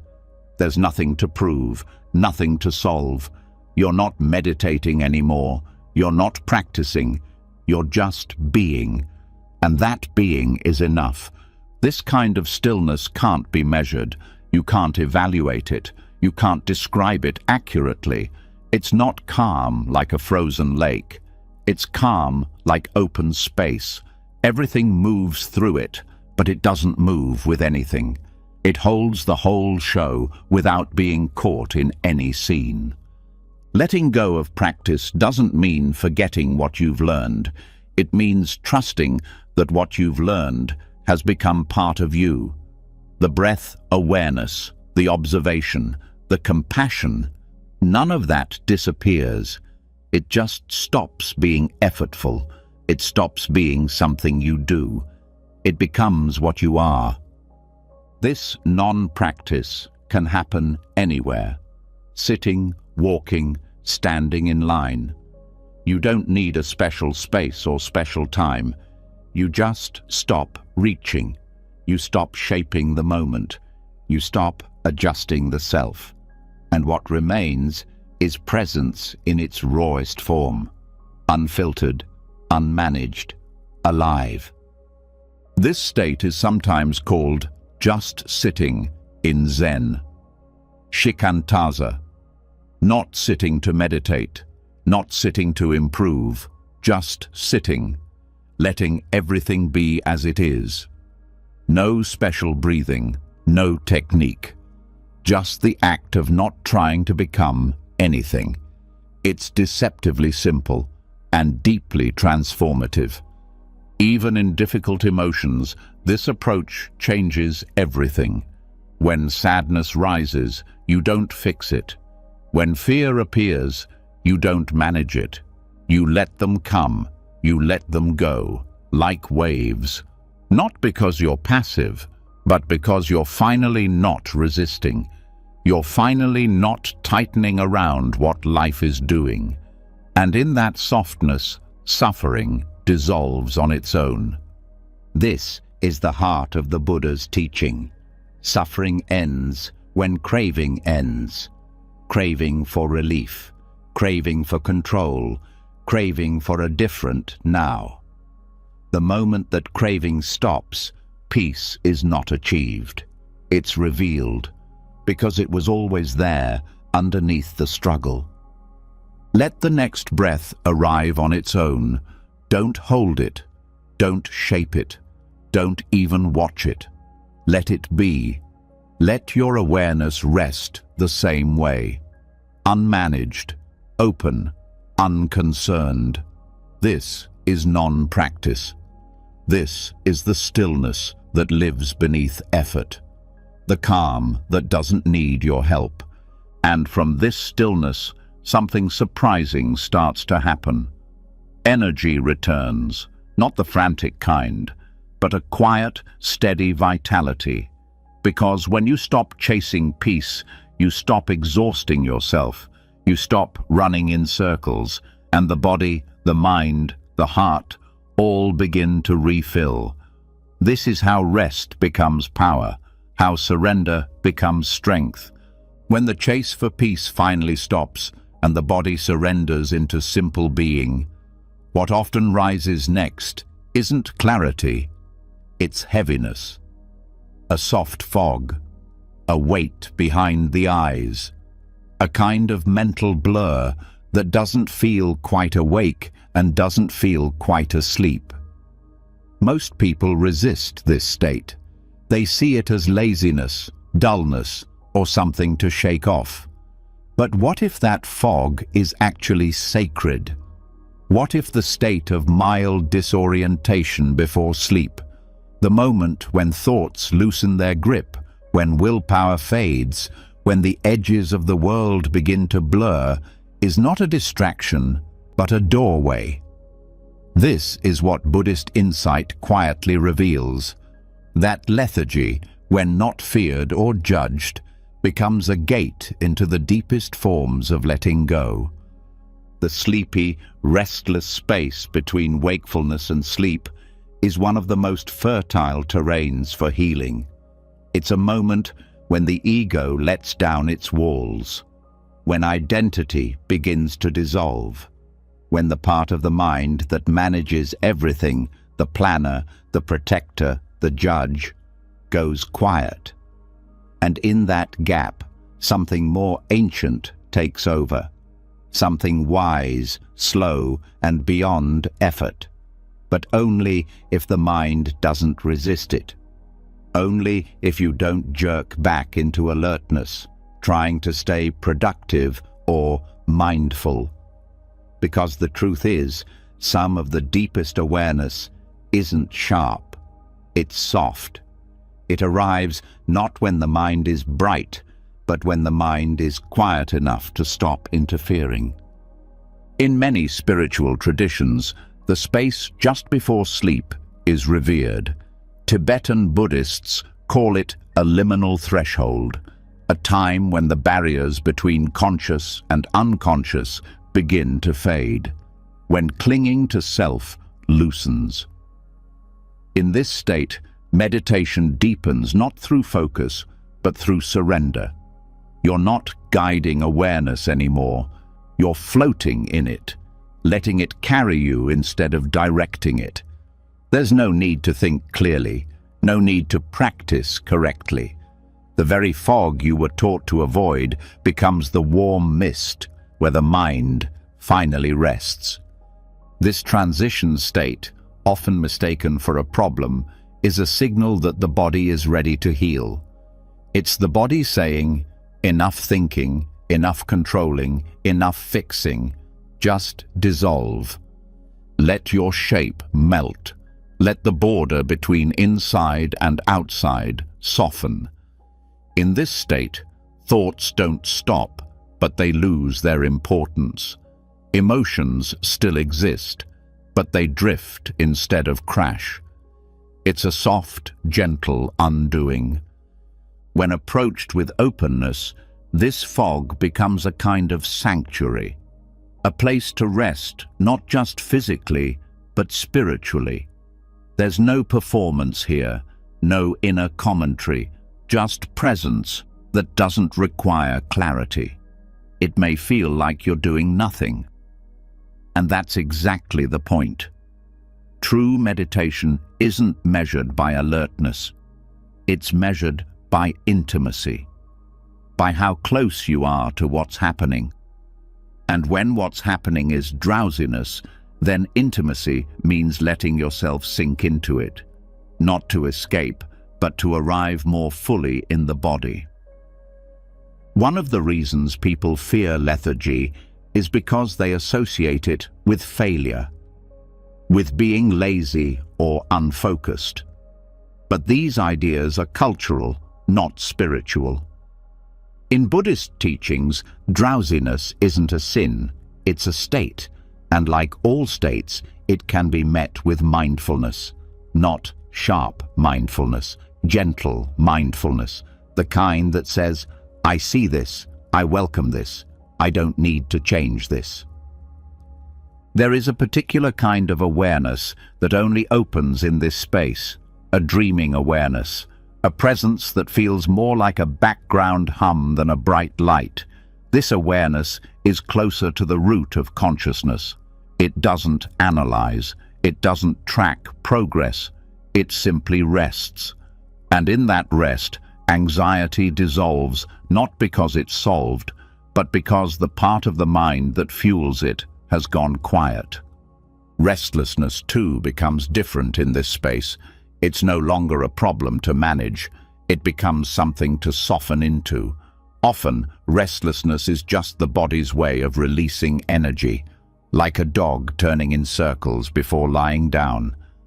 If you don't react to it, it will move on its own. If you stop naming it, it will pass. The nervous system doesn't need force. It needs trust. It needs to know that you're not going to interrupt the process with judgment. This is why the moment right before sleep is such an opportunity. Because all the usual tools are fading. The intellect is quiet. The inner critic is asleep. What's left is something much more intimate. Raw awareness without the need to perform. You don't need to name it. You don't need to remember it. Just feel it as it happens. Let your body sink. Let the breath do what it wants. Let your thoughts drift without catching them. You're not trying to sleep. You're not trying to meditate. You're just allowing yourself to dissolve. This state is also deeply regenerative. The body repairs itself here, not just physically, but emotionally. It's the space where stress releases from muscle memory, where trauma unwinds without analysis, where the weight that's been carried all day starts to melt, not because of effort, but because effort has stopped. Even the foggy, half-dream thoughts have their own wisdom. They're not logical, but they're honest. They come from a deeper place. You might feel old emotions rise, old memories, but they pass like clouds. You don't need to chase them or interpret them. Just watch. Let the mist of the moment hold them. This is healing without talking, transformation without tension. Some meditators call this the great unbinding, the final loosening of grasping, not through force, but through surrender. You're not chasing stillness, you're becoming it. And the mind, finally free from the need to manage, floats, not upward, but inward, into the heart, into the belly, into the breath, into a place where time slows, space softens, and thought stops being the main voice. You can prepare for this gently. Lower the lights, turn off the noise, let your body settle without correcting it. If you feel restless, let it twitch. If you feel sleepy, let the eyes close. Don't aim for sleep. Don't aim for wakefulness. Just let awareness drift like a boat without a rudder. The mind will try to reassert control. Let it. Then let it go again, over and over, drifting deeper. And in that drift, something beautiful happens. You realize you were never the one steering. Peace was never far away. It was just buried under effort, under control, under the constant push to get somewhere. But in this fog, in this letting go, there's nowhere to get to. And in that nowhereness, everything opens. So let the next breath rise slowly, like mist from a field at dawn. Let it fall without pulling it. Let your body float. Let your thoughts dissolve. Let your identity blur. There is no one to be. There is nothing to do. This moment is the teacher now, and its only lesson is this: you were always free. After drifting through the sleepy threshold where the body stops trying and the mind unhooks from control, something becomes clearer than ever before. Beneath every moment of striving, beneath every ripple of worry, beneath even the gentlest meditative effort, there has always been a quiet voice, whispering, pressuring, insisting that something must be done now, that time is running out, that peace must be achieved before something breaks. That voice, subtle or loud, is urgency, and it is the biggest lie anxiety ever told. Urgency feels convincing. It speaks with certainty. It says, if you don't solve this right now, something terrible will happen. It hijacks your breath. It narrows your focus. It makes the moment feel too small to hold what you're feeling, and so the body tightens. The heartbeat speeds. Thoughts race. But here's the secret Buddhism reveals again and again. Most urgency isn't real. It's not a reflection of the world. It's a reaction of the mind, a reflex built through years of conditioning, trauma, performance, and fear. The nervous system doesn't know how to tell the difference between a true emergency and a story the mind made up. And anxiety exploits that. It creates fictional deadlines, emotional alarms, imaginary disasters, all to keep the attention hooked, spinning, reacting. And this spinning creates more noise, more exhaustion, more inner chaos. Urgency feeds itself by convincing you that you must solve what isn't even real yet. Urgency isn't just a thought pattern. It's a physical posture. It lives in the jaw, the fists, the muscles around the eyes. It shortens the breath. It narrows the chest. It pushes everything inward and forward at the same time. And that movement tricks the body into thinking it's in danger. But it isn't. There's no fire, no attack, no real deadline, just a mind reacting to its own fear. This is where freedom begins. Not by fighting urgency, but by seeing it clearly, naming it. This is urgency. That small pause, that act of labeling, breaks the spell, because it shifts you from being inside the urgency to being the one witnessing it. And the witness is always calm. Not because nothing is happening, but because the witness sees that most of what's happening is made of thought, not truth. Many people believe they can't rest until everything is finished, until every email is sent, every conflict resolved, every answer known. But that finish line keeps moving. It's a trick. The moment one thing is done, another takes its place. And so peace stays out of reach, not because of life's demands, but because of the mind's refusal to stop running. Buddhist practice trains the mind to recognize this loop, to notice how urgency arises from craving for resolution, for control, for safety, and how that craving creates suffering long before anything real has gone wrong.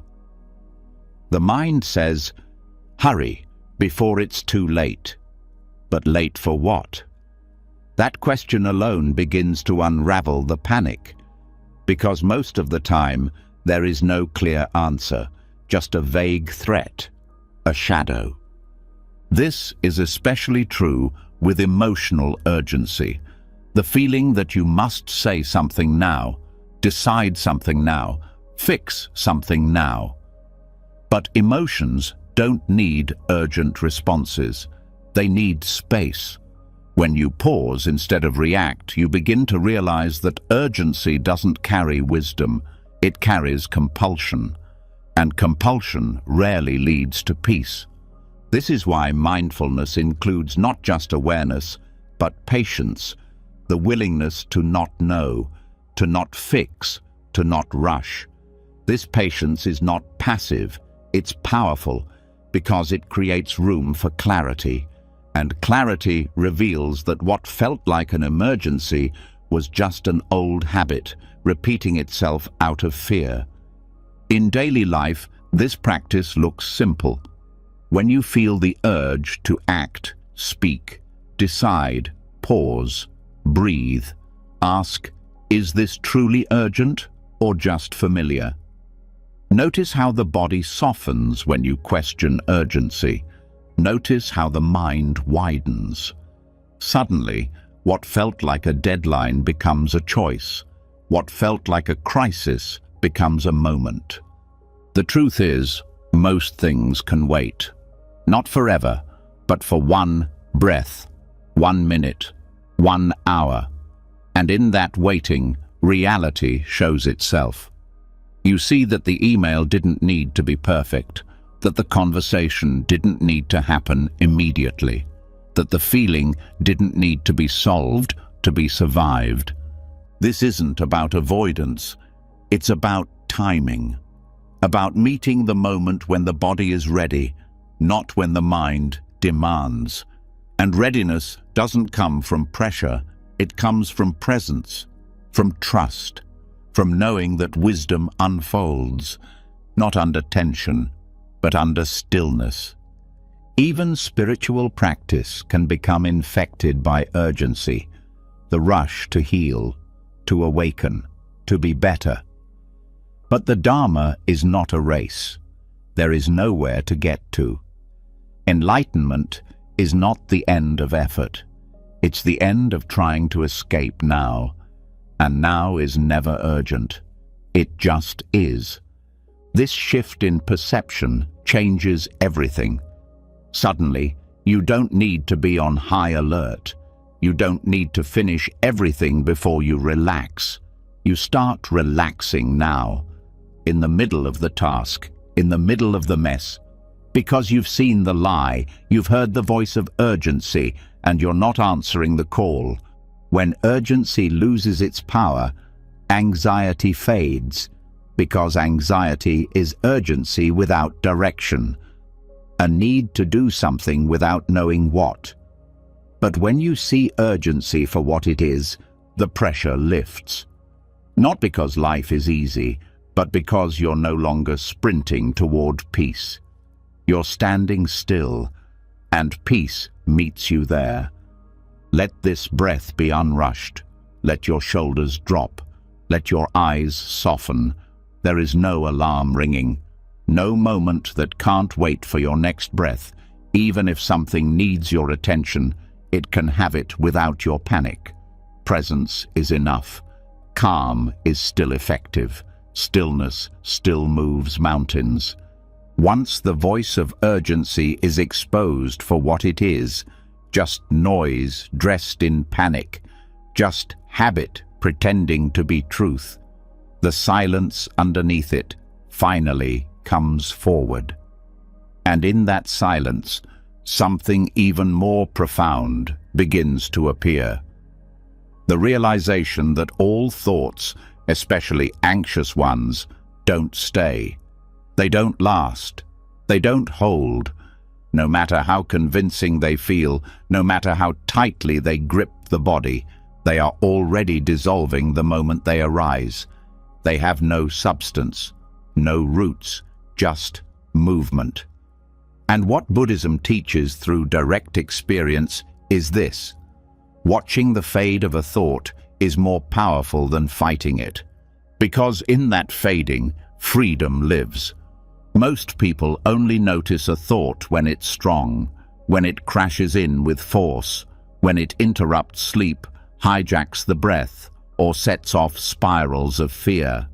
But the real teaching begins not in the arrival of thought, but in its departure, because every thought leaves, every worry loses momentum.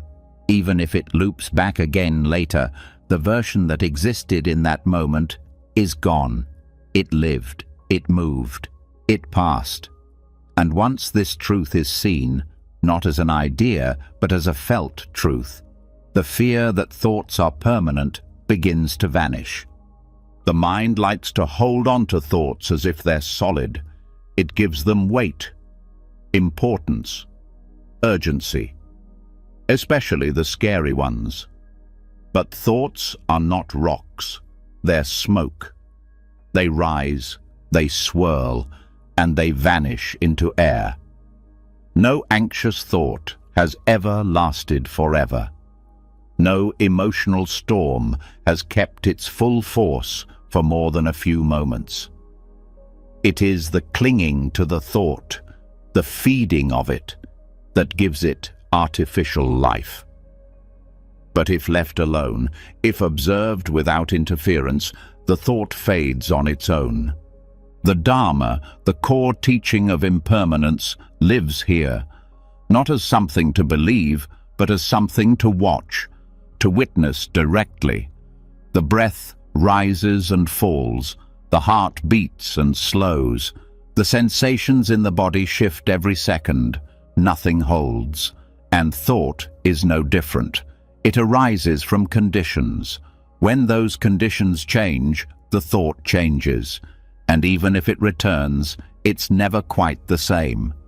You are never quite the same. When this truth begins to settle into your awareness, your relationship to anxiety changes. You no longer need to solve the thought. You don't need to challenge it.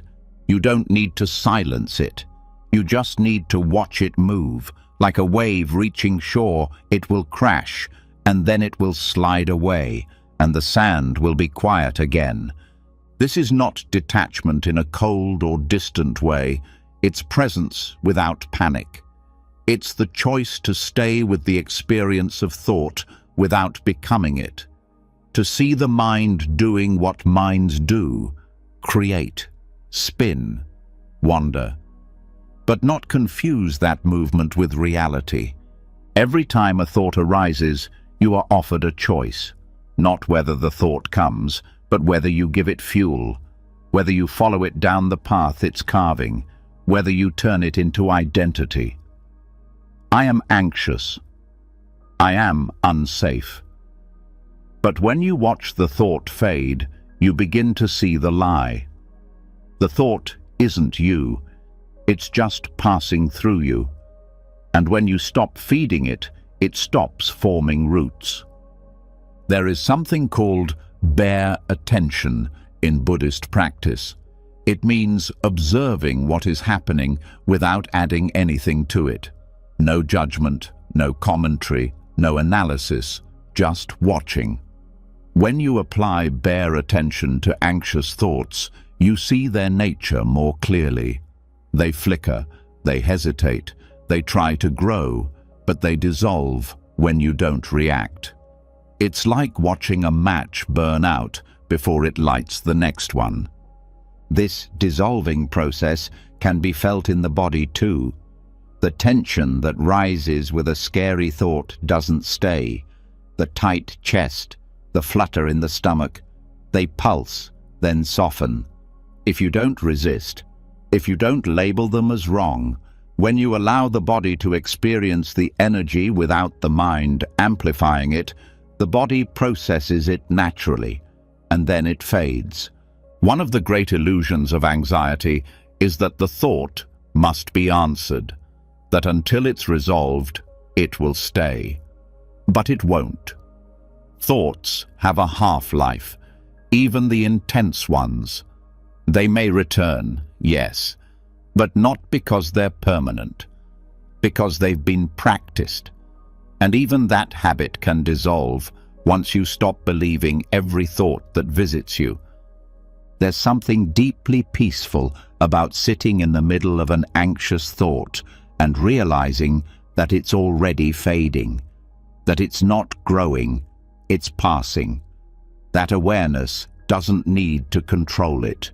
Just hold it, just witness it fall apart on its own. This kind of seeing changes the nervous system. It trains the body to trust that presence is stronger than panic. This also builds patience. You stop needing to rush your way out of discomfort. You stop trying to escape every emotion. You sit, you breathe, you let the thought come, and you let it go like a cloud blown apart by wind. You stop being the storm, and you become the sky it moves through. Over time, something else shifts. You stop fearing the next thought, even if it's intense, even if it's dark, because you've seen the ending, you've seen the fade, and that knowledge makes the next spiral less powerful. You meet it with calm, not because you're perfect, but because you've practiced dissolving. This is also where compassion grows, for yourself and for others, because you see how hard it is to live inside a mind that builds so many stories. You see how exhausting it is to believe every fear, and you start to soften. You start to say to your own mind, I know you're scared, but I'm not leaving, and I know you'll settle soon. Even sleep becomes easier when you hold this truth. Because the mind doesn't need to be empty to rest. It just needs to not be afraid of its own thoughts. The moment you stop chasing silence and start watching thoughts dissolve, the pressure to fix the mind disappears, and with that, rest comes naturally. So let the next thought come. Let it pass. Watch its shape. Feel its echo. But don't follow it. Don't hold it. Just sit. Just breathe. Just be the one who sees. That seeing is the end of the story. Not because the thought won't return, but because you're no longer giving it the stage. The Dharma of dissolving is not a philosophy. It's an experience. A truth revealed not in books, but in breath, in the space between moments, in the softness that grows when you no longer fight what's fading. You just watch, and that watching becomes peace. And now, as all thoughts begin to settle, as the nervous system learns to trust impermanence, we reach the final understanding.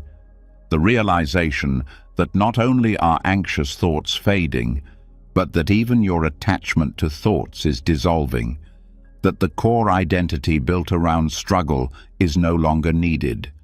And from that emptiness, something deeper emerges. Not silence, but clarity. Not numbness, but freedom. That's where we end, on the threshold of pure awareness, where everything falls away and only presence remains. You've just journeyed through the quiet unraveling of anxiety, not by fighting it, not by fixing it, but by understanding it, layer by layer. You've seen how certainty isn't safety, how identity isn't fixed, how the observer can rest, how craving builds the panic, and how the body holds what words cannot express. You've released tension stored in breath, met the second arrow of fear with compassion, left clock time behind, and touched the breath before thought ever formed. You've stepped out of constant reaction, unmasked the illusion of control, traced the roots of anxious karma, and forgiven futures that haven't happened. You've learned to hear stillness, stopped chasing peace, let lethargy become a doorway, watched urgency unravel, and finally seen anxiety itself dissolve. And now here you are, still, present, weightless. Not every night will be easy. Not every thought will dissolve immediately. But you now know what most people never see, that you are not your anxiety.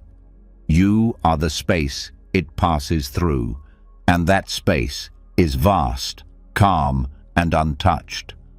If something in this helped you, even just a little, let us know. Drop a comment and share the moment that landed deepest for you. Your voice might be the exact thing someone else needs to hear tonight. And if you'd like to keep walking this path with us, subscribe and hit the bell so you never miss another journey inward. Until next time, rest easy, breathe deeply, and remember, you are already home.